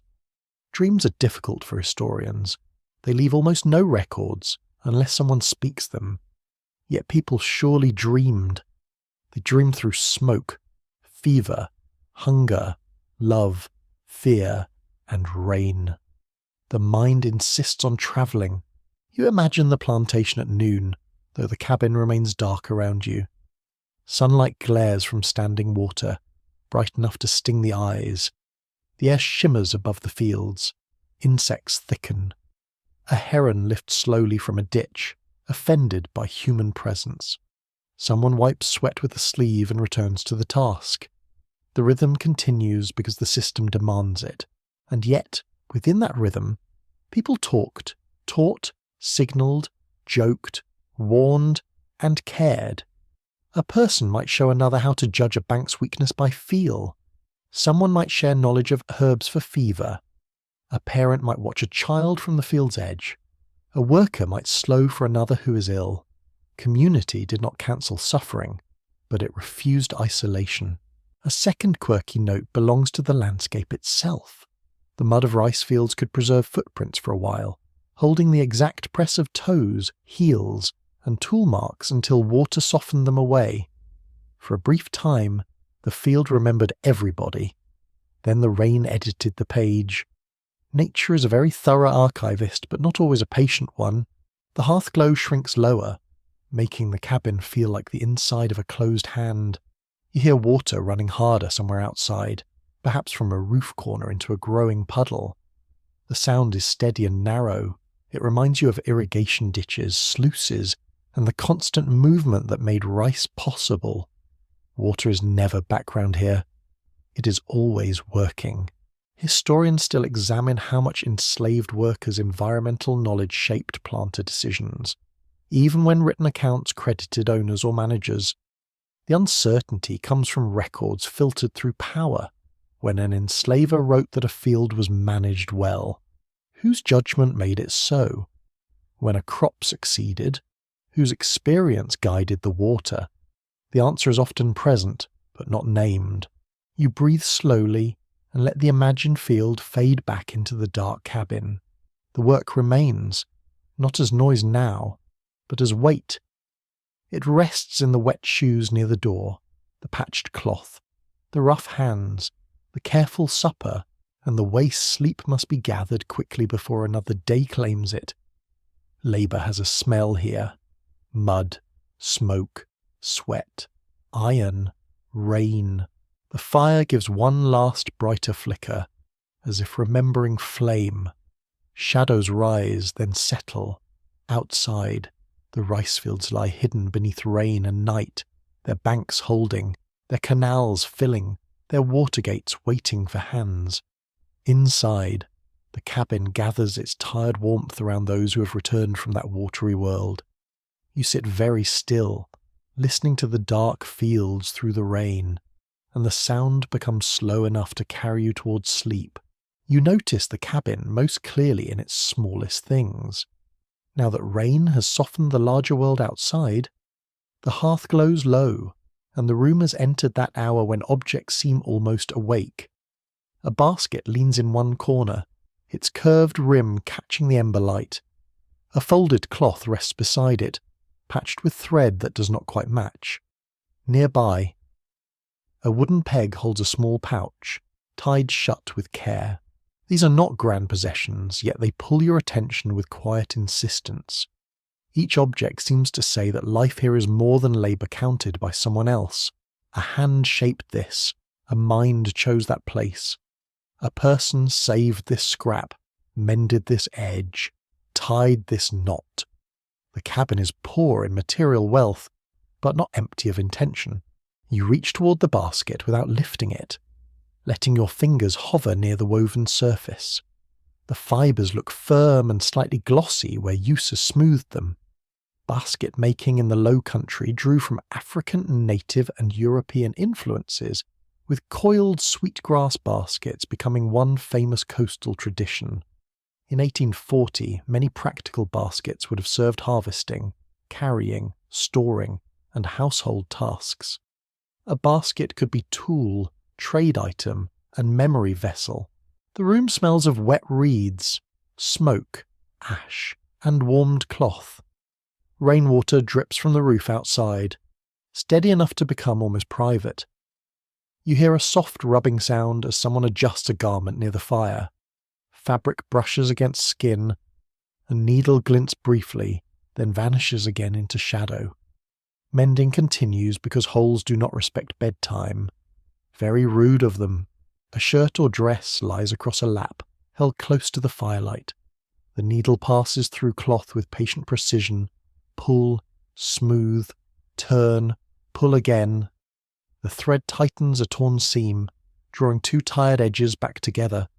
You can feel the texture just by watching it. The rough weave, the frayed line, the slight resistance when the needle meets thicker cloth. Repair is a kind of conversation with wear. Mainstream history often names resistance through escapes, revolts, and legal struggle, and those acts matter deeply. Yet enslaved people also resisted through family formation, cultural preservation, religious practice, work slowdowns, tool breaking, secret trade, learning, and protecting one another. Some actions were dramatic, others were nearly invisible. Both could carry danger, both could carry dignity. You look at the pouch hanging from the peg. It might hold tobacco, a button, a coin, herbs, thread, or a treasured fragment from someone's past. Small personal stores mattered in a world where ownership was denied or restricted. To keep something hidden, chosen, or personally meaningful could become a quiet claim. Not a safe claim, perhaps, but a claim nonetheless. A faint scent rises from a bundle near the shelf. It is sharp, earthy, and green beneath the smoke. Dried herbs may have been gathered for flavour, healing, or spiritual protection. In enslaved communities, herbal knowledge could combine African traditions, native plant knowledge, European remedies, and local experiment. People learned which leaves soothed a cough, which roots treated fever, and which mixtures were best avoided unless one enjoyed unnecessary adventures. Historians still argue how to interpret some small bundles, beads, shells, pierced coins, and hidden objects found in slave quarter archaeology. Some may have been protective charms or spiritual items, others may have been lost belongings, children's playthings, or practical storage. Meaning depends on context, and context is often incomplete. The past offers clues, then sits back with suspicious calm. You sit quietly while the firelight moves over the cabin wall. A few marks have been scratched near a post. They might be idle cuts, counting marks, symbols, or the result of some practical use. Your eye wants to turn them into a message. That desire is understandable. Human beings love messages, especially when silence becomes too large. But not every mark explains itself. A child-sized object rests near the sleeping place. Perhaps a carved bit of wood shaped into an animal, boat, or simple figure. Toys in enslaved communities could be handmade from scraps, shells, cloth, sticks, or clay. Childhood existed here, though under severe pressure. Children worked, carried water, watched younger ones, guarded fields, and learned danger early.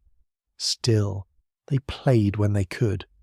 Childhood is persistent, tiny, stubborn, barefoot persistence. You imagine a child turning the little object in warm hands, giving it a name no record will preserve. Perhaps it becomes a horse, though no horse would be impressed by the resemblance. Perhaps it becomes a boat crossing a puddle beside the cabin. Perhaps it becomes nothing more than smooth wood rubbed for comfort during thunder. A toy does not need accuracy. It needs permission to be held, outside. The rain thickens and then eases, as if the clouds cannot decide how dramatic to be. The sound on the roof becomes a soft veil. Inside, a person hums under their breath, so quietly that the tune almost hides inside the fire. The melody bends gently, not loud enough to summon attention. It may be a work song remembered, a spiritual phrase, a lullaby, or a tune made in the moment. Music could move through quarters in many forms. Songs coordinated labour, soothed children, carried spiritual meaning, preserved memory, and sometimes communicated indirectly. The exact words might shift from person to person. A tune could cross water, field, kitchen, and cabin, changing each time. Oral culture is alive in that way. It refuses to stay pinned down neatly. You feel the hum in the room more than you hear it. It settles between the rain and the fire, adding a human thread to weather's fabric. Your shoulders loosen. The cabin seems less like a structure and more like a gathering of practices. Cooking, mending, humming, hiding, teaching, remembering. Each practice is small, but together they create an interior life no plantation map can show. A small mirror shard may lie wrapped in cloth, brought out only when needed. Glass was valuable, even in pieces. A shard could help with grooming, sewing, decoration, or possibly protective belief, depending on context. In some African Atlantic traditions, reflective surfaces carried spiritual associations with water, spirits, or thresholds. In other moments, a mirror is simply a mirror, useful for seeing whether soot has made you look more mysterious than intended. The fire makes everything reflective in miniature. A bead catches a point of red, a spoon edge flashes, a damp shoe shines near the door. These little glints do not brighten the room much, but they keep it from feeling flat. Darkness here is textured. It contains fibre, smoke, water, skin, breath, and memory. A person reaches for a strip of cloth and begins twisting it into a cord. The motion is easy from long habit. Twist, fold, pull, smooth. The cord might tie a bundle, secure clothing, fasten a tool, or become part of a household repair. You watch the hands work without waste. Fingers know what the mind does not need to announce. The plantation system tried to control movement, labour, kinship, and property. Yet people built networks through exchange. A little meal might be shared, a tool might be borrowed, a bit of sewing skill might be traded for help in a garden. News travelled from cabin to cabin, field to field, river landing to market road. Community lived in circulation. So did danger. Historians continue to debate how extensive informal economies were on particular rice plantations. Some owners allowed limited trading because it served plantation interests. Enslaved people also created exchanges through skill, necessity, and opportunity. Written records may mention markets or allowances, but they rarely capture the full social meaning of a basket of eggs, a repaired shirt, or a carefully saved coin. You hear the pouch on the peg shift slightly as wind passes through a crack. Its tied mouth moves, then settles. The sound is barely there. More suggestion than event. The cabin's tiny noises have become familiar now. Cloth rasping, coals settling, breath moving, rain ticking. A world does not need loudness to be complete. On a shelf, a shell might rest among ordinary objects. It could be from nearby marsh or coast, used for scraping, scooping, decoration, or memory. Shells appear in many archaeological contexts, sometimes practical, sometimes symbolic. A person might keep one because it is useful. A person might keep one because it feels good in the hand. Historians can argue, the shell does not mind. The surface of it would feel cool at first, then gradually warm against the palm. Its ridges would hold bits of soot and dust. If lifted near the ear, it would not truly hold the sea, despite what children everywhere have been told. Still, it might hold imagination. And that is also something. The sea is not always accurate about where it lives. You notice another sign of care near the sleeping place. A line of herbs, ash, or swept earth may mark a threshold, though perhaps you're reading too much into ordinary housekeeping. Doorways mattered in many traditions because they formed boundaries between inside and outside, known and unknown, family and world. Thresholds deserve respect. They are where weather enters, people arrive, and trouble sometimes knocks. The cabin's atmosphere changes as someone adds a small piece of wood to the coals. The fire brightens slowly, not with sudden flame, but with a steady redeeming along the wood's edge. Smoke lifts in a thin ribbon.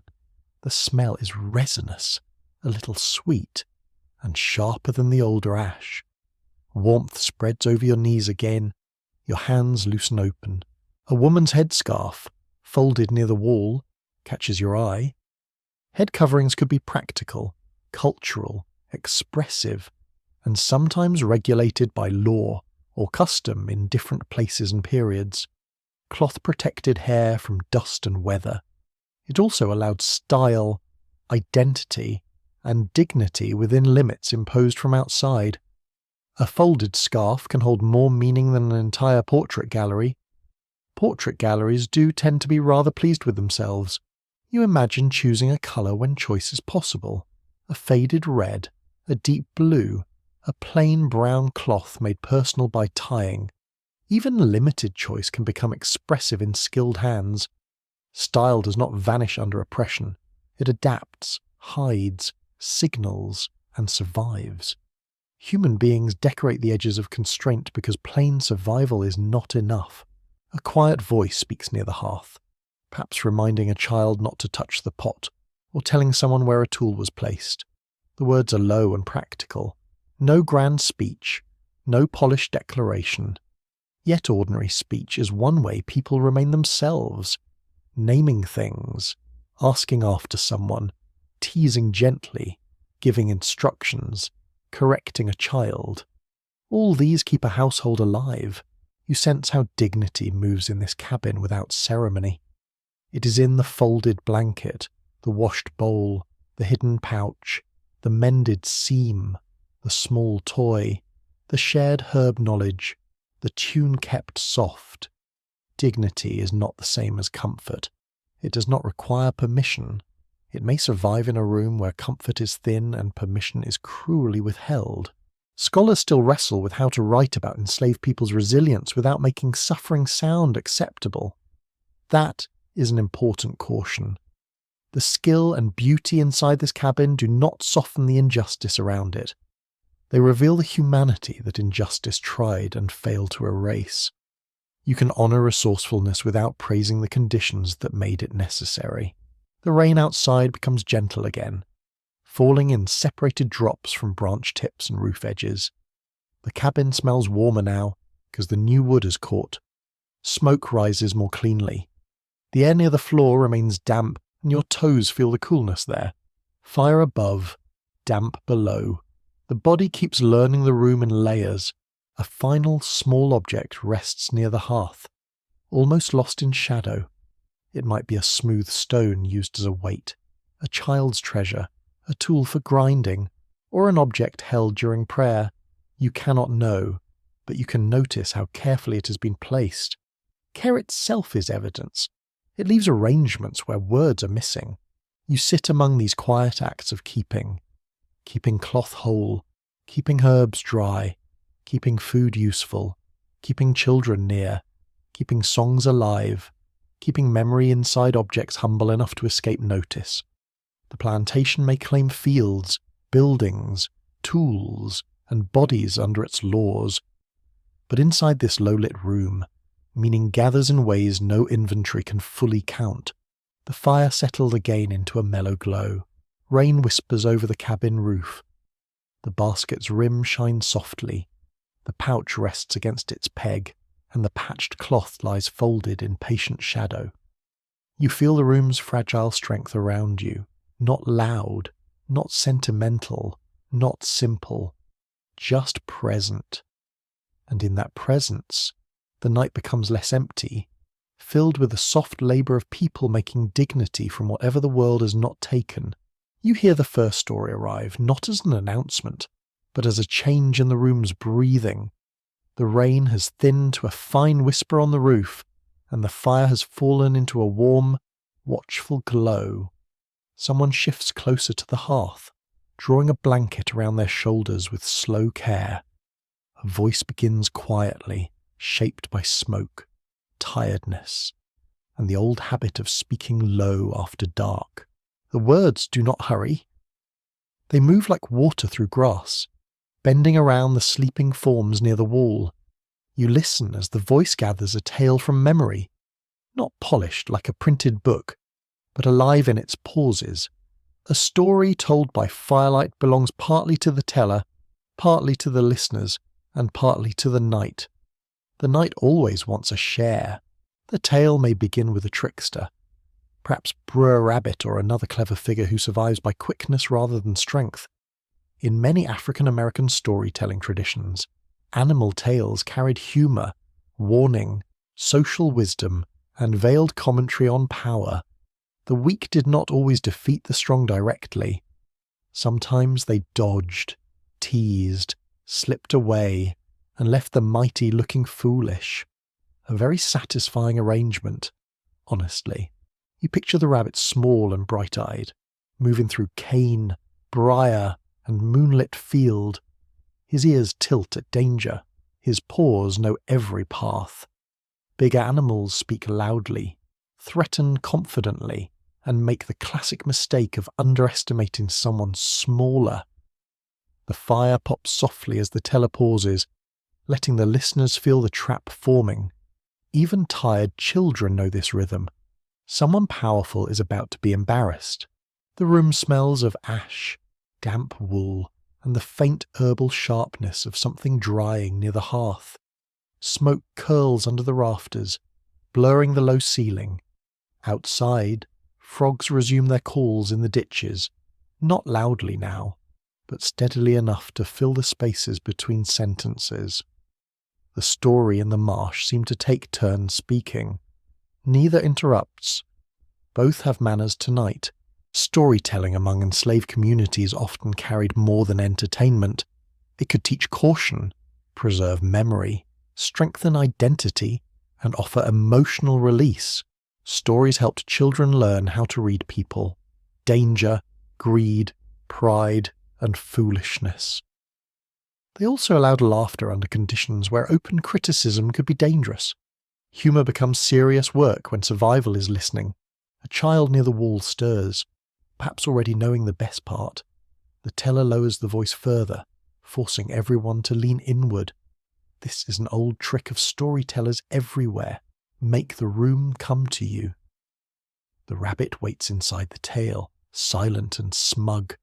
The larger creature, perhaps fox or wolf, believes victory is certain. History is full of people making that mistake. A quirky detail belongs to these tales. Some trickster stories later recorded in print had many regional versions, with names, animals, and endings shifting from place to place. A rabbit in one telling might carry echoes of West African hair figures, native southeastern animal stories, and local plantation experience. Folklore is wonderfully disobedient. It crosses fences without asking the owner's permission. You feel the texture of the room sharpen around the voice. The blanket against your hand is rough. The floor is cool beneath folded legs. The fire warms one side of your face while the damp air touches the other. Each sentence seems to settle into wood, cloth, and skin. A told story does not merely pass through a room. It changes the room while it lasts. Historians still argue how directly specific African tales can be traced into particular Low Country stories, because oral traditions shift, blend, and transform across generations. Some connections are strong and persuasive, others remain suggestive rather than certain. But the broader truth is clear enough. Enslaved people carried narrative habits, spiritual ideas, humour, and memory across violent disruption, reshaping them in new landscapes. The teller reaches the moment of reversal. The smaller creature speaks softly, perhaps pretending fear or innocence. The stronger one leans close, too proud to notice the trick. You can almost hear a child trying not to laugh too soon. The punchline lands gently, not shouted but placed with perfect timing. A quiet ripple of amusement travels through the cabin. Even the fire seems pleased. Laughter here is careful, yet real. It rises, then folds itself quickly back into the walls. It does not erase hunger, labour, or danger. Still, for a few breaths, it gives the room back to those inside it. Laughter can be a small door. People step through and return stronger than they were. Another voice adds a line, correcting the teller with mild boldness. Someone else murmurs agreement. Stories are communal property in this way, always being adjusted, improved, defended, and lovingly argued over. A detail changes, a character becomes greedier, a foolish boast grows more ridiculous.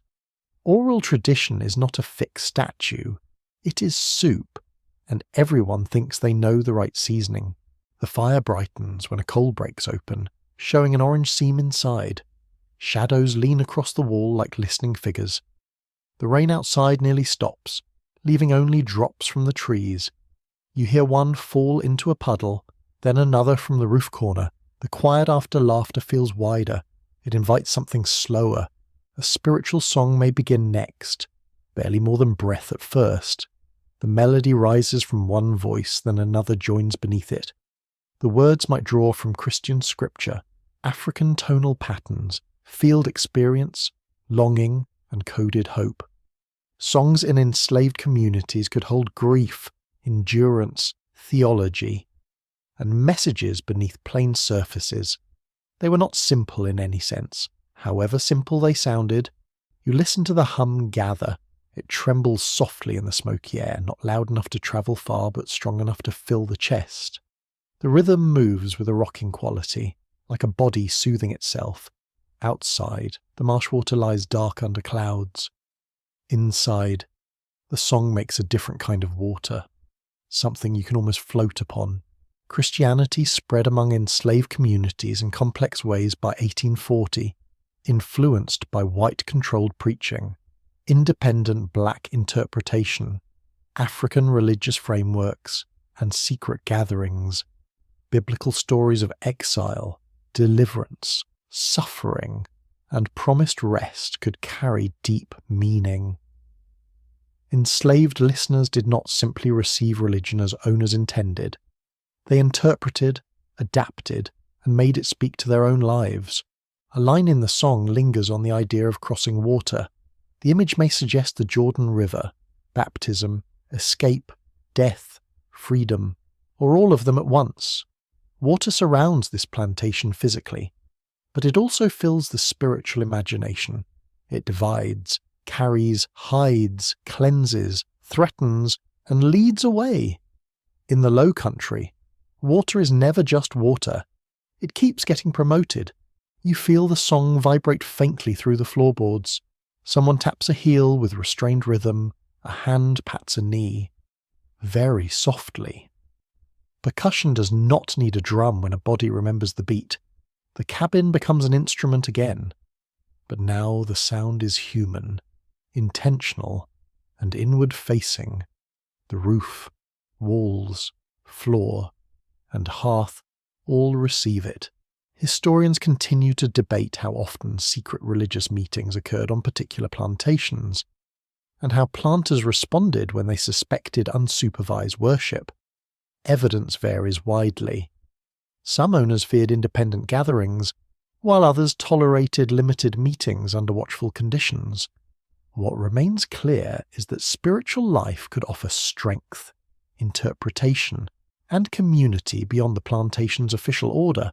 The song fades without a formal ending. One voice holds a note, then releases it into the smoky air. The room does not rush to fill the silence.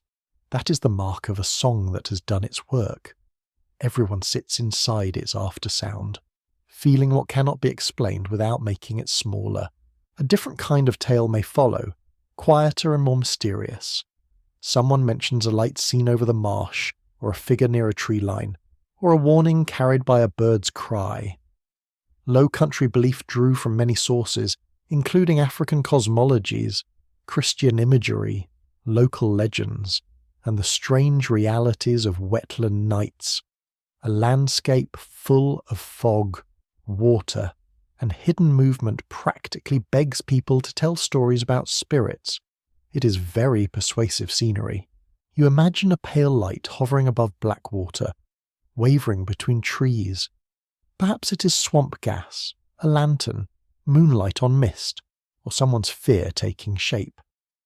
The teller does not insist too much. That restraint makes the story better. Certainty can ruin a haunting. A good ghost prefers tasteful ambiguity. The cabin air seems cooler as the tale darkens. Rainwater slides from the roof in thin streams. The smell of wet earth grows stronger through the doorway. Someone pulls a blanket higher. The voice tells of not mocking what you do not understand, of watching crossroads, of treating the dead with respect, of listening when elders warn you. Fear becomes education when held carefully. Mainstream historical accounts sometimes overlook belief as mere superstition, but that misses its social power. Spiritual stories could teach ethics, mark dangerous places, honor ancestors, explain misfortune, or protect community boundaries. Belief also helped people interpret a world where official justice was absent. When law failed the vulnerable, unseen powers could become part of moral order. A small charm or protective object might be touched quietly during such a story. Perhaps nobody comments on it. Some things are better left unnamed. You notice the gesture without trying to own its meaning. The room asks for humility. Not every silence is an invitation to investigate. The teller's voice slows further.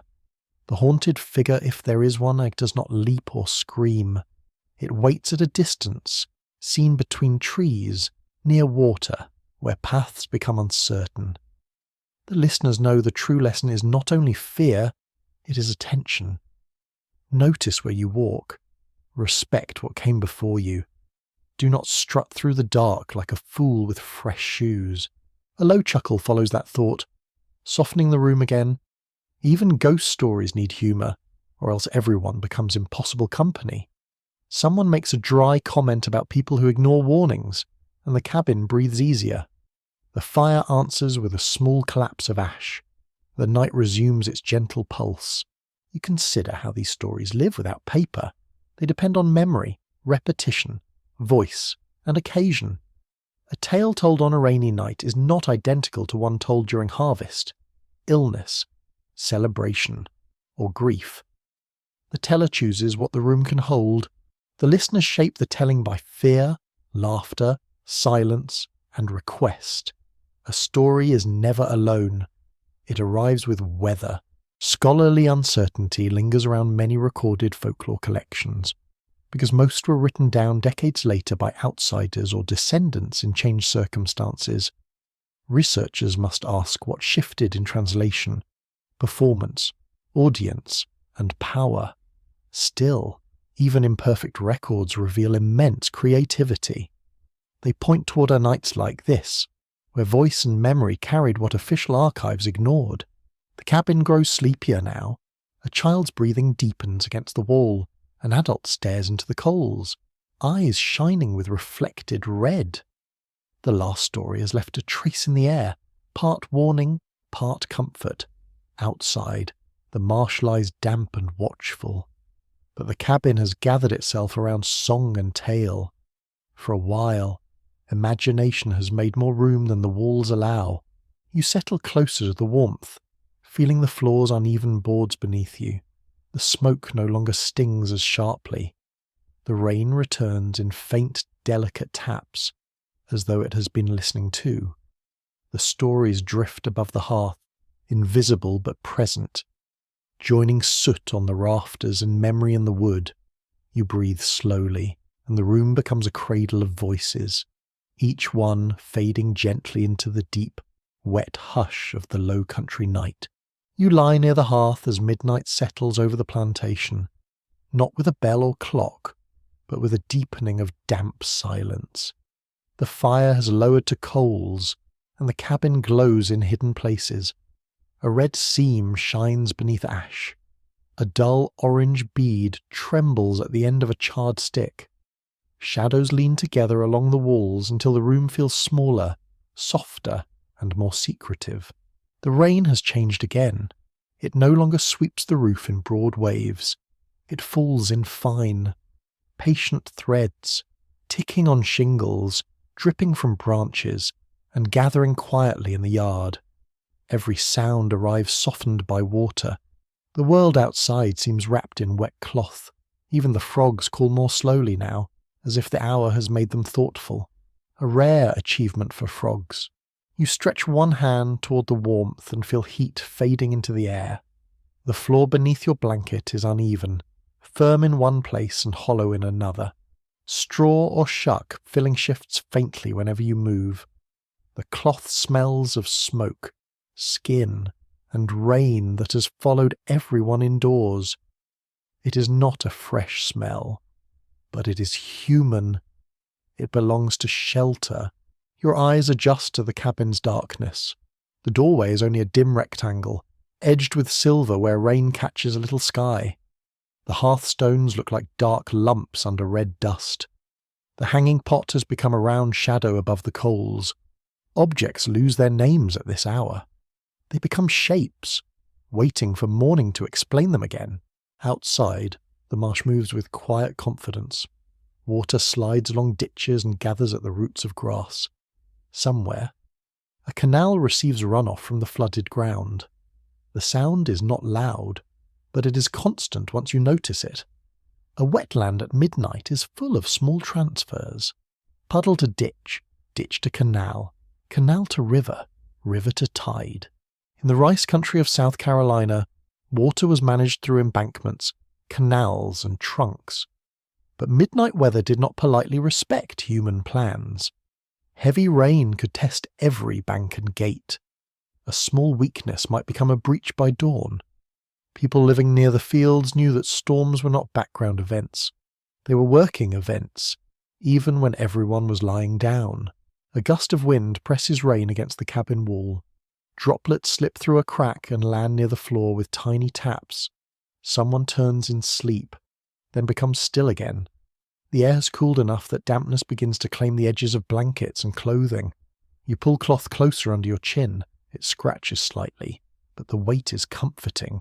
Thunder grumbles far away, more felt than heard. It rolls across the low country with a tired voice, passing over river, field, woods, and cabin roofs. No lightning follows at first, only a pause. The kind of pause that makes every listener wonder whether the sky has finished speaking. It has not, naturally. Skies enjoy suspense. A faint flash appears beyond the doorway, whitening the rain for one breath. In that instant, the yard becomes visible. A puddle shines. A post leans. Wet grass lies flattened near the path. Then darkness returns, thick and complete. Your eyes hold the brief image after it is gone, like a memory printed on the inside of the eyelids. Midnight on a plantation could bring rest, but not certainty. Enslaved people might sleep lightly, especially when illness, weather, children, animals, patrols, or tasks demanded attention. The cabin's quiet is never empty of alertness. A person can be exhausted and still listening. Sleep, under pressure, becomes a shallow pool. Any sound can stir it. You hear a creak outside, perhaps from a tree limb heavy with water. Then a soft slide follows, ending in a wet thump. A branch may have fallen near the yard. The cabin remains steady. Still, the sound wakes a sharper awareness in your body. Your shoulders tighten, then slowly release. The night is full of harmless noises that do excellent impressions of trouble. Along the canals, cypress trees stand rooted in dark water. Their trunks rise from flooded ground, wide at the base and narrowing into shadow. Cypress knees push upward like odd wooden fingers around them.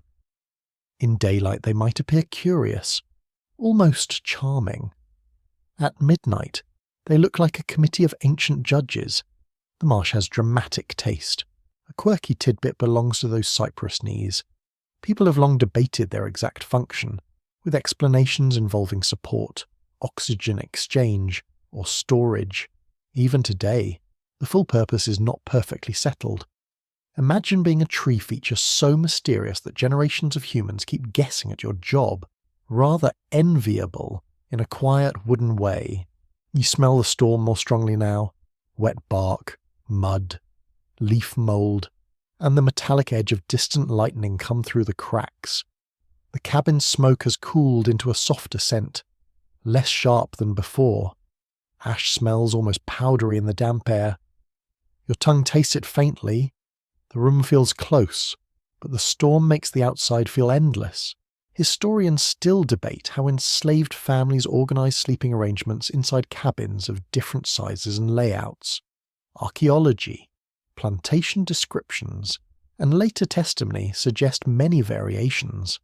Some cabins held nuclear families, while others housed extended kin, unrelated workers, or shifting groups shaped by sale, birth, death, and owner control. The difficulty is painful. A sleeping space can reveal both care and disruption. You listen to breathing in the room. One breath is slow and deep, another catches slightly, perhaps from smoke or dampness. A child sighs and settles again. The sound of sleeping people is intimate, almost sacred. It reminds you that rest is not merely absence from work. Rest is repair, and bodies demand it with quiet authority. The rain strengthens for several minutes, filling the roof with soft drumming. You imagine the rice fields receiving the storm in darkness. Water stipples every flooded square. Banks darken and soften. Little streams run down the sides of levees, carrying silt in thin brown lines. A crab might move along a ditch edge. A frog might disappear beneath a tuft of grass. The field has its own midnight population. A plantation bell does not ring at this hour, yet the memory of commanded time lingers. Bells, horns, watches, and overseers all shape the rhythm of labour in different places. In the cabin, midnight belongs more to the body than to the clock. The body counts warmth, ache, hunger, dampness, and breath. It does not need numbers to know how little rest remains. Another flash of lightning opens the sky, brighter this time. For one brief moment, the doorway frames a silver world. Rain angles across the yard. A puddle trembles under drops. The path toward the fields appears, then vanishes. You feel the image linger again, and your mind follows the path into darkness. It knows the way, even unseen. Night travel in this plantation landscape could be risky and meaningful. People might move between quarters, visit family, attend secret meetings, seek help, or attempt escape. Patrols and plantation rules try to limit movement, especially after dark. Yet people still use darkness, weather, and local knowledge to navigate. The rain could hide tracks, but it could also make travel miserable. History rarely offers convenient weather. A distant splash reaches the cabin through the storm. It is too far to identify. Perhaps runoff has cut into a bank. Perhaps an animal has entered water. Perhaps a loose object has fallen from a canal edge. You cannot know, and that uncertainty becomes part of midnight's texture. The mind turns the unknown over gently, then lets it rest. Scholars still argue about how often weather events disrupted rice plantation routines, because records usually mention major damage more than ordinary difficulty.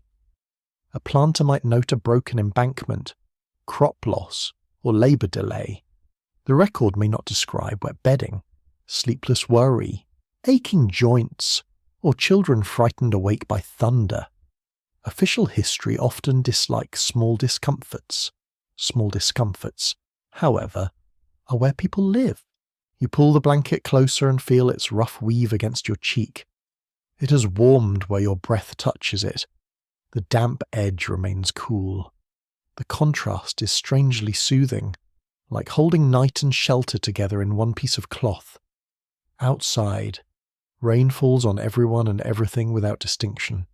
Inside, warmth is uneven, gathered near bodies and coals. The storm passes through a long middle phase, neither rising nor ending.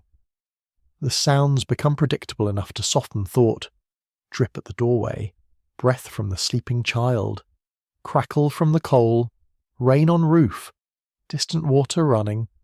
You begin to notice the spaces between sounds more than the sounds themselves. They are brief, deep, and blue-black. A low animal cry crosses the yard. It might be a fox, a cat, or some bird disturbed by weather. The cry is thin and sharp, then gone. Someone in the room murmurs in sleep. You wait for another sound, but only rain answers. The marsh keeps its creatures mostly hidden. That's probably for the best. Midnight introductions are rarely dignified. You think of the big house somewhere beyond the wet fields or raised ground. It may have shutters, larger rooms, dry beds, and stronger walls. Its occupants might hear the same storm and call it pleasant. They might describe the rain as soothing, the marsh as picturesque, the night as peaceful. The same weather can fall on unequal worlds. Rain is equal in descent, not in consequence. The cabin roof leaks in one place, slow but persistent. A small vessel or cloth catches the drops. Plink. Wait. Plink. The sound becomes almost comic in its precision. A leak has excellent discipline. It does one thing, repeats it, and refuses criticism. Someone must have placed the vessel there by habit, knowing exactly where the roof gives way. That small act speaks of long acquaintance with the building.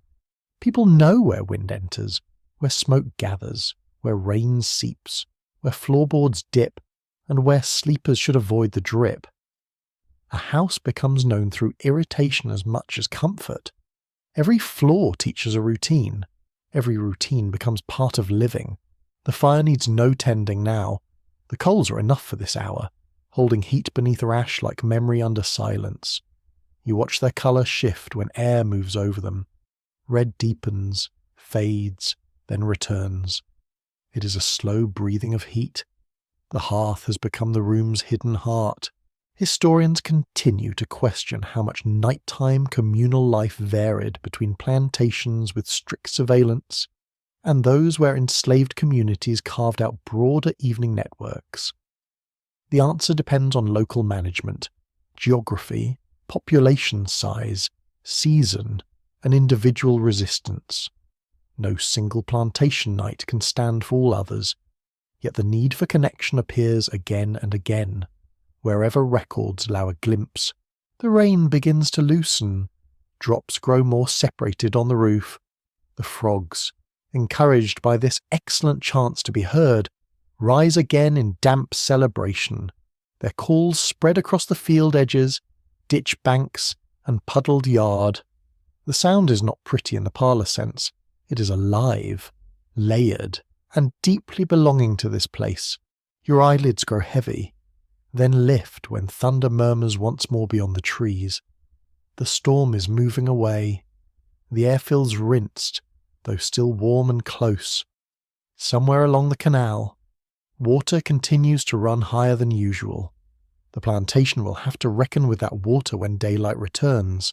For now, the dark keeps its own account. You settle into the floor's hard support, accepting its unevenness because sleep asks fewer questions than wakefulness. The blanket scratches at your neck. The smoke scent has woven itself into your hair and clothing.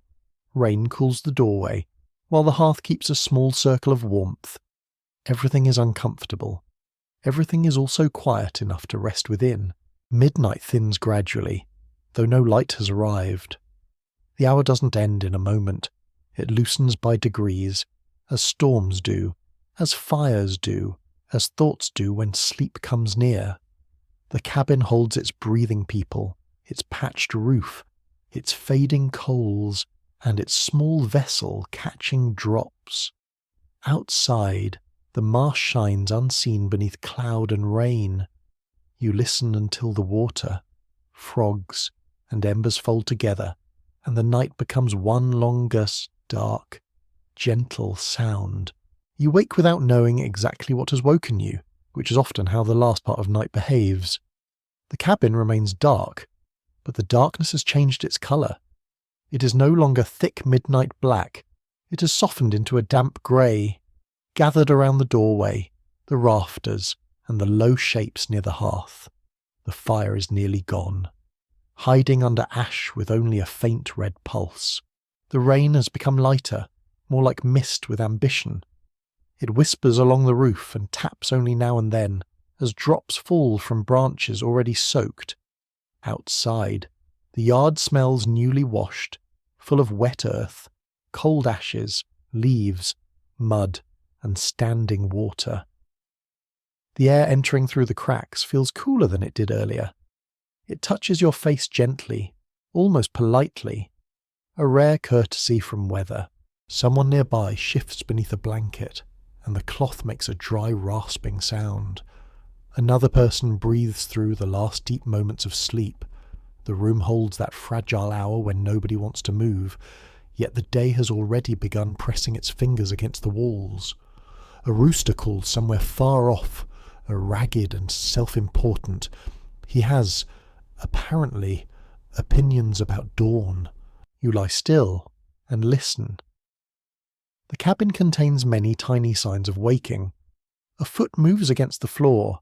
A hand searches for a folded garment. A child sighs, resists morning, then sinks back for one more stolen breath of sleep.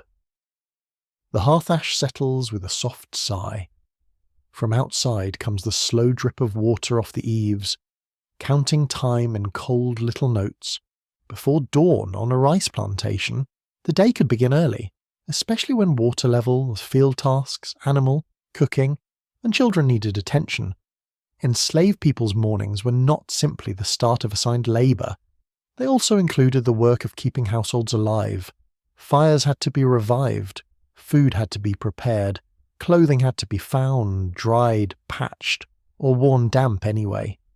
History is full of damp clothing, which never gets enough dramatic credit. You sit up slowly, feeling stiffness gather in your back and shoulders. The bedding beneath you has flattened during the night. Straw or shuck filling presses through the cloth in uneven places. Your hand touches the floor, and the boards feel cold, slightly gritty with ash and dust. A chill climbs through your palm. Sleep has not erased the hardness of the room. It has only softened your awareness for a while. Near the hearth, someone stirs the ashes with a stick. A dull red glow appears, then disappears. Another careful movement uncovers a coal, still alive beneath grey powder. The fire has survived in a hidden way, tucked under its own remains. A few dry splinters are placed close to it. Someone bends low and breathes gently, coaxing heat into flame. The first smoke rises thin and bitter. That smell is morning beginning. Smoke, damp kindling, ash, and human breath mingle in the close air. A tiny flame appears, then leans sideways as if unsure about joining the day. It catches the edge of a shaving and brightens. The cabin walls receive a weak amber light. Faces and hands return from shadow. Objects remember their names. A mainstream fact belongs to this waking hour. On many plantations, enslaved people cook their own morning food from rations, garden produce, leftovers, or whatever could be spared. The meal might be cornmeal mush, rice, sweet potatoes, cold leftovers, or a small warmed portion from the previous evening. Breakfast could be quick and practical, because the day's demands waited outside. Hunger, as usual, preferred no scheduling delays. A pot is shifted near the new flame. The sound of iron against hearthstone seems loud in the quiet room. Water is poured carefully, saving every useful amount. A little cornmeal may be stirred in, making a pale mixture that thickens with heat. The spoon moves in slow circles. Steam rises, soft and faint at first, carrying a toasted scent as the pot warms. The smell is plain, but comforting. You feel morning against your skin. Damp cloth clings at the edges. Hair feels smoky. The air is cool enough to make hands seek warmth, but not cold enough to clear the heaviness from the room. Someone steps toward the doorway and looks out. Their silhouette stands against grey rainlight, shoulders slightly bowed, listening for signs beyond the yard. Weather must be judged before work can be faced. Outside, the plantation is not yet fully visible. The field paths lie under mist and shadow. Puddles fill the low spots, each reflecting a broken piece of pale sky. The ditches are swollen, their edges softened by rain. Grass bends under droplets. The rice fields beyond appear as a wide grey breathing surface. More water than land. Everything waits, but not kindly. A quirky tidbit slips into the waking world through the smell of wet grass. People often read mornings by animals as much as by the sky. A rooster's timing, bird movement, frog calls, and insect quiet could all suggest weather shifts or seasonal change. The rooster, of course, took all the credit for sunrise despite doing none of the work. Some traditions are very confident. You hear another cabin stirring somewhere nearby. A door opens with a wooden scrape. A voice speaks low and rough with sleep. A child coughs. Someone laughs once, quietly, perhaps at a spilled cup or stubborn shoe. These sounds move through mist without showing their owners. The quarters are waking as a community of noises first. People become visible later.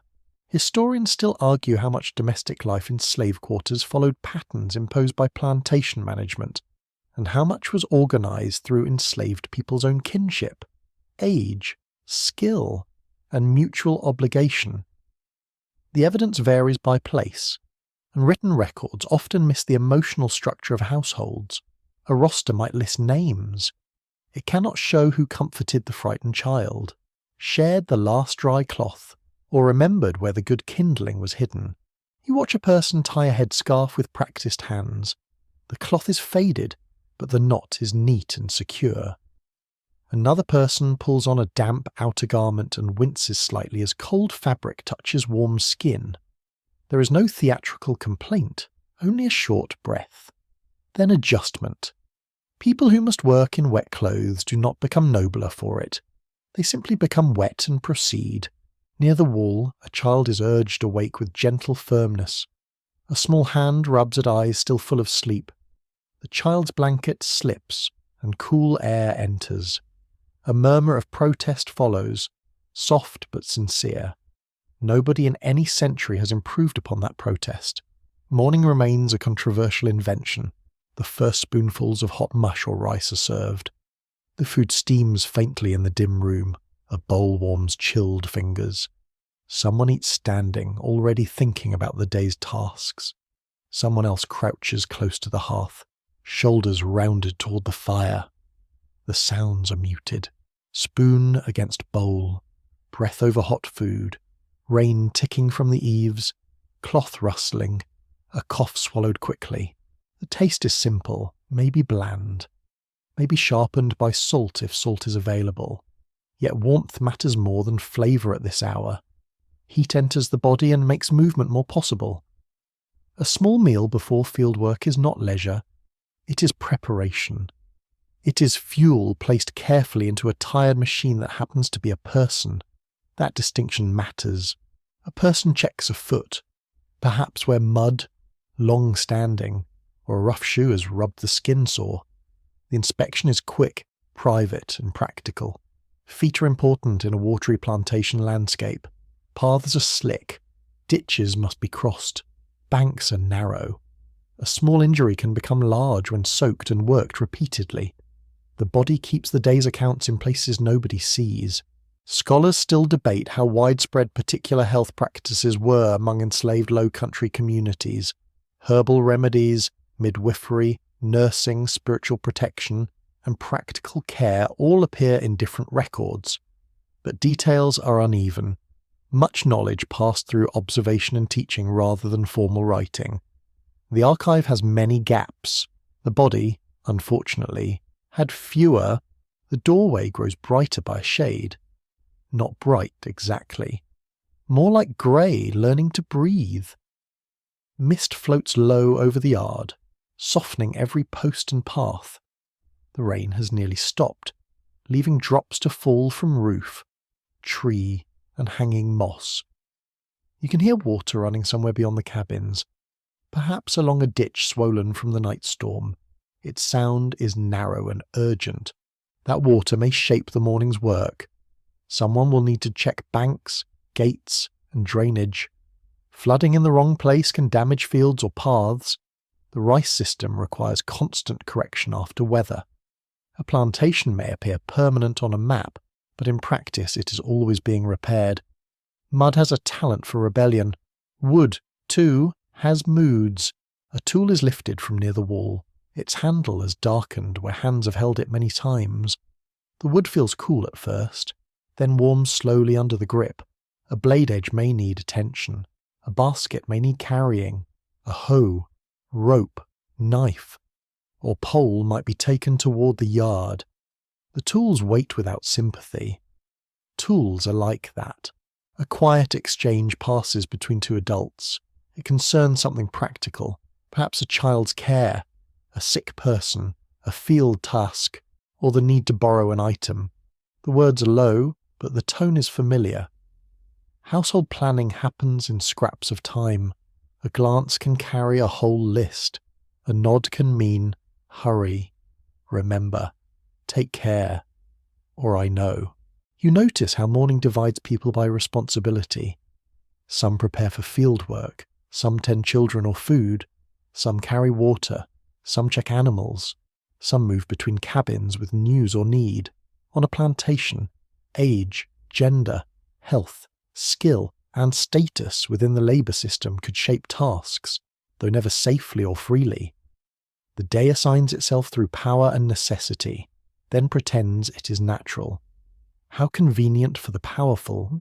A final ember brightens when another stick catches. The hearth now offers steadier light, though no one can linger long. The room looks different in morning grey. The patched blanket is less mysterious, more worn. The walls show stains clearly. The floor reveals mud tracked in during the night. Firelight was kinder. Morning is honest, sometimes rudely so. Yet there is beauty in the honesty. A bead of water hangs from the doorway's lower edge, shining like glass. Steam rises from a bowl and disappears near the rafters. A child's hair catches the first dull light. A hand smooths a garment with care. The small signs of life are not ornamental, they are necessary. And because they are necessary, they become beautiful in a stern way. Historians continue to examine how enslaved people measured time beyond clocks and bells. Dawn light, animal calls, tides, work rhythms, prayer, hunger, and bodily fatigue all shaped daily awareness. In rice country, tides added another layer, because water moved according to a schedule older than plantation command. The moon and river kept time too. They were not exactly allies, but they did not belong to the enslaver. You hear a bell or horn in the distance, faint through the wet air. Perhaps it marks the day's beginning for labourers, or perhaps another plantation sound has carried across the marsh. The room responds without surprise.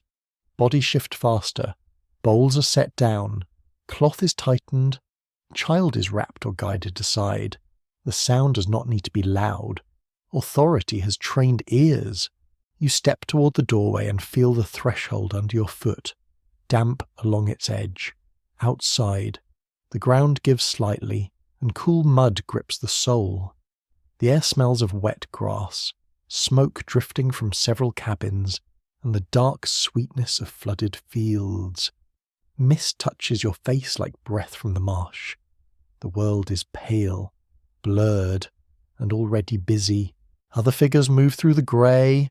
Some carry tools at their sides. Some bend to adjust shoes or lift hems from mud. Someone crosses toward a neighbouring cabin, head lowered against leftover drizzle. The sounds are soft but numerous. Footsteps in wet ground, wooden doors, low voices, a metal pot lid, a baby's cry, quickly soothed. Morning arrives as a gathering of tasks. You pause beneath the overcast sky, feeling the cabin warmth fade from your back. The field path leads outward, narrow and dark with rain. Water waits in every low place. The rice flats stretch beyond sight, hidden by mist but fully present in the body's knowledge. There is no dramatic sunrise, only grey light, damp air, and the daily return of labour. Inside, the fire continues to burn for those who must remain near it.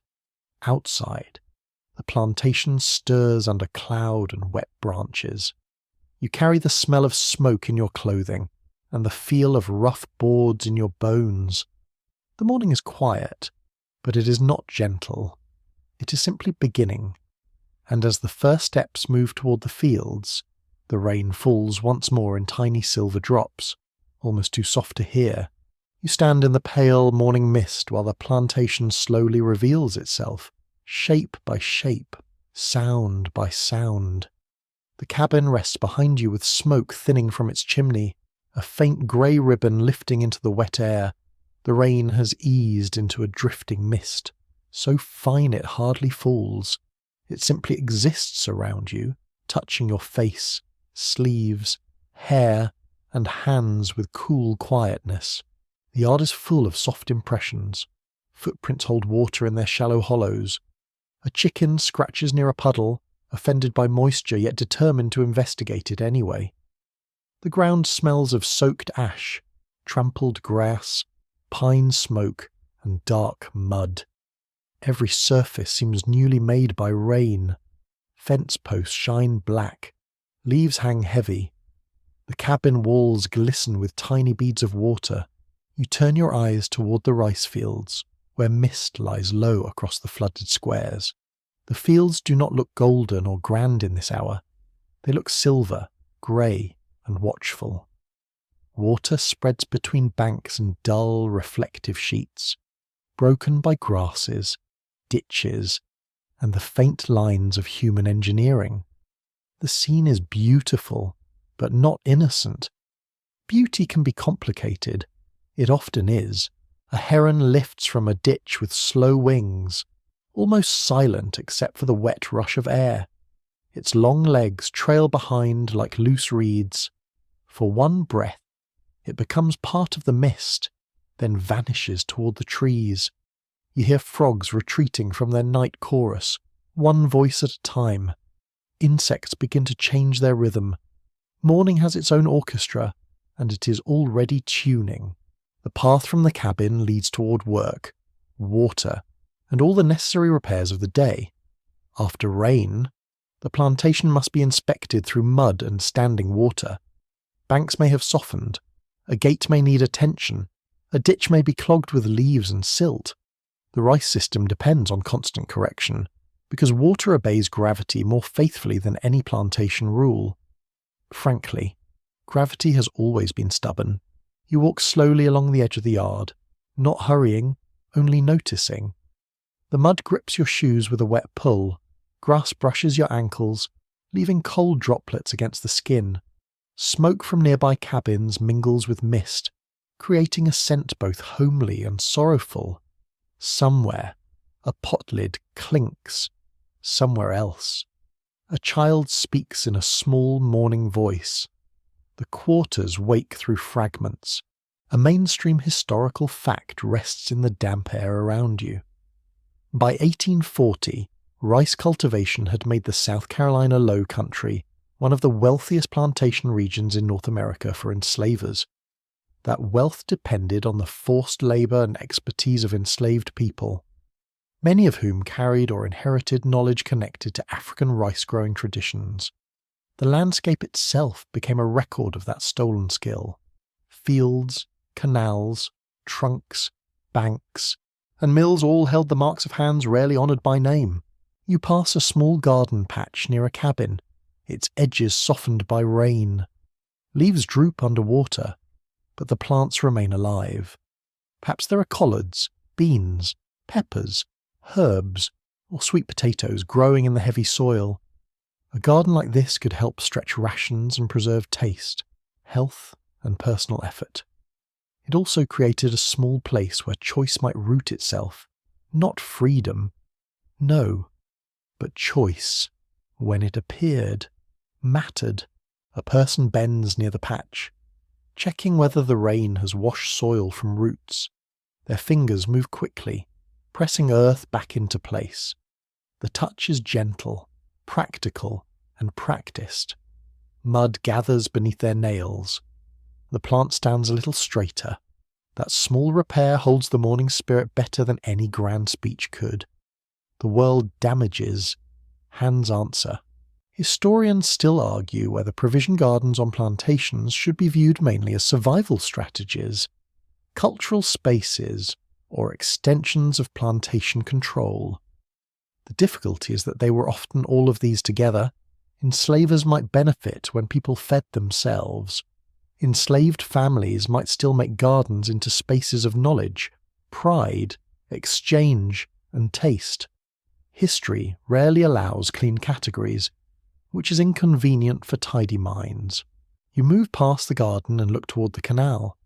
The water there is darker than the field water, almost black beneath the pale sky. It carries floating leaves, foam, and small broken twigs from the night storm. The surface trembles where drops still fall from overhanging branches. Along the bank, cypress roots grip the mud in knotted forms. The trees seem ancient, though some may be younger than they look. Wetlands give everything a wise expression. A quirky low-country detail comes with the canal's dark water. In rice regions, small boats were often essential for moving through flooded landscapes, carrying people, tools, grain, or messages along waterways. A narrow boat could turn a canal from barrier into road. Of course, this assumes the boat did not leak, drift, or behave with the personal attitude of a stubborn mule. Boats, like mules, have reputations. You imagine a flat-bottomed boat tied near the bank, its wood swollen from rain. A pole rests inside it, slick with water.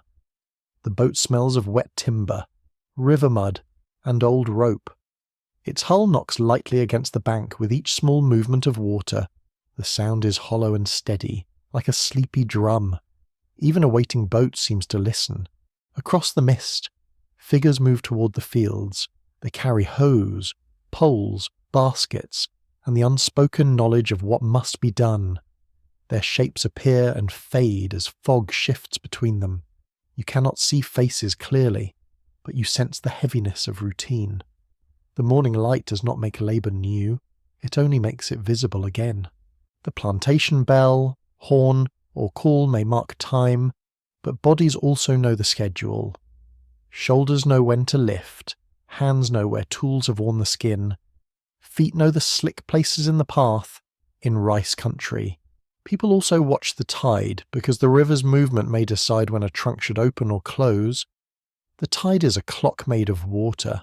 It cannot be bribed, which is refreshing. You stop beside a puddle where the sky lies broken into pale pieces. A droplet falls from a leaf and shatters the reflection. For a moment, the puddle holds cabin roof, grey cloud, and your dim outline altogether. Then ripples widen and erase them. Memory can feel like that. A whole world appears briefly, then trembles when touched. Scholars continue to debate how best to recover the inner lives of enslaved people, when written records were often created by those who held power over them. Archaeology, oral histories, music, material culture, legal records, and plantation documents all offer partial views. None gives everything. Yet together they insist that these lives were complex, skilled, emotional, imaginative, and deeply human.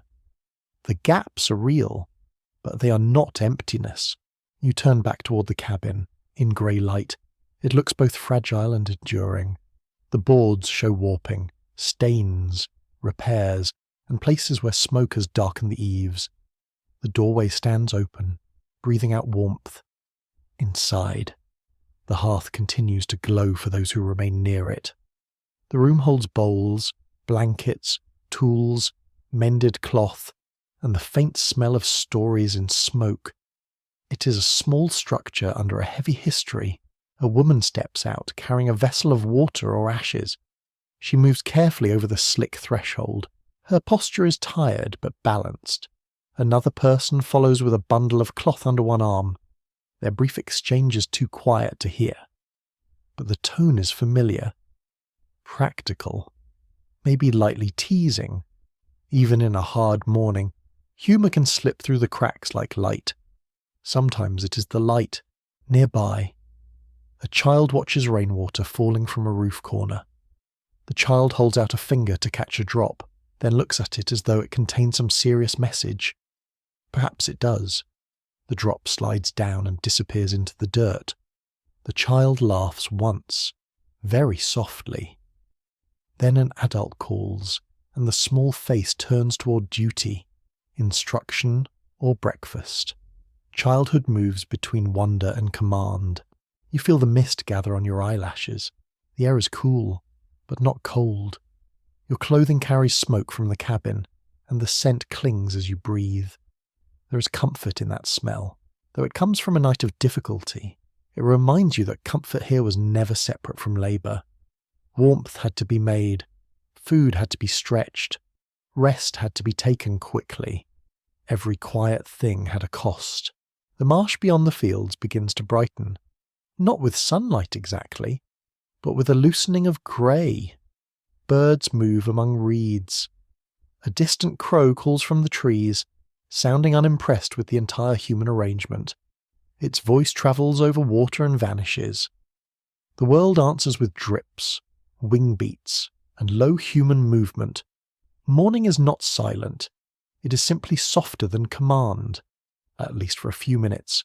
You think about the rice itself, rooted in wet soil, rising toward harvest under watchful eyes. A grain can carry immense history.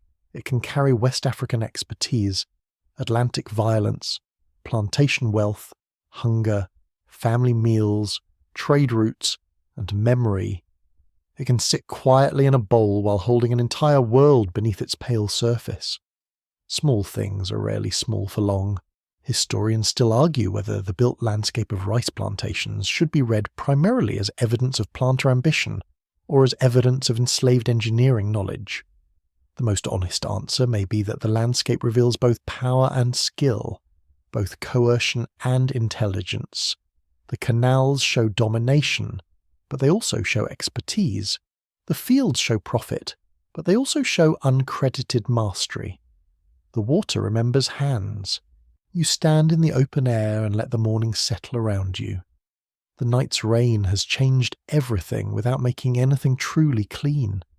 Mud remains mud. Work remains work. The cabin remains a shelter within captivity.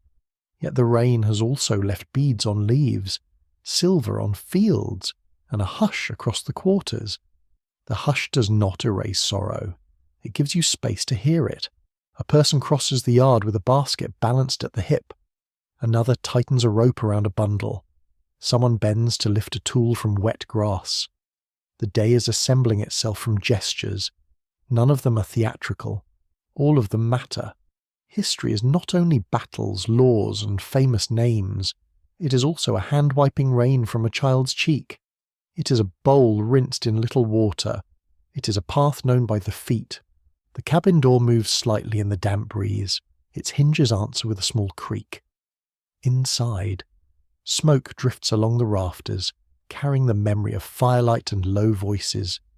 You hold that image carefully because this place deserves care. Not romantic softness, not distance.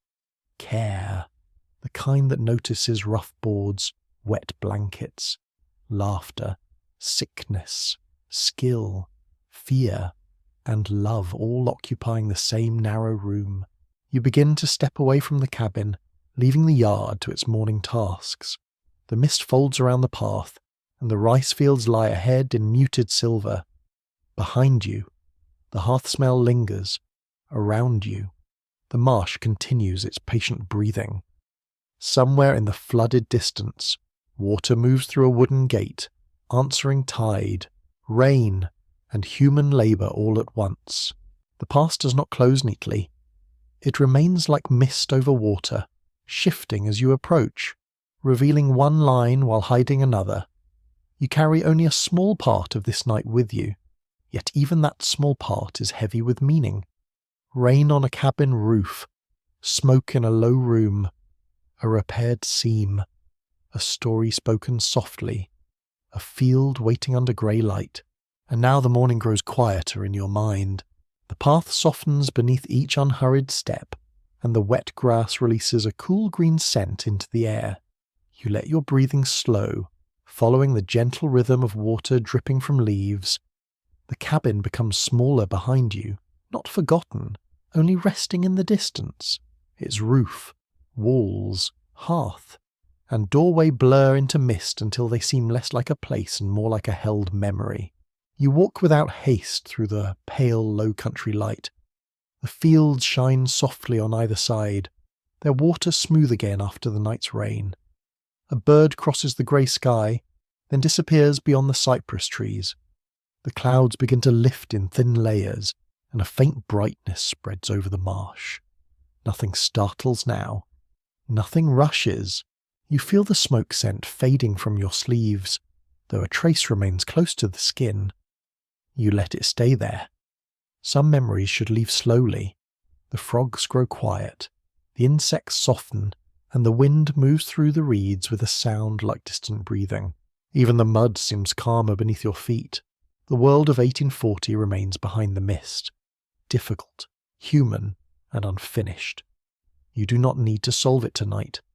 You only need to carry respect for those who lived within it, worked through it, sang under it, and made small rooms glow against the dark. So let the rain become softer now. Let the marsh become a grey-green dream. Let the cabin fire sink safely into ash, holding its last warmth beneath a quiet cover. Let the fields fade into silver, and let the water take the last sharp edges from thought. Your breath slows. The morning widens. The rain rests. End of script. Sleep well.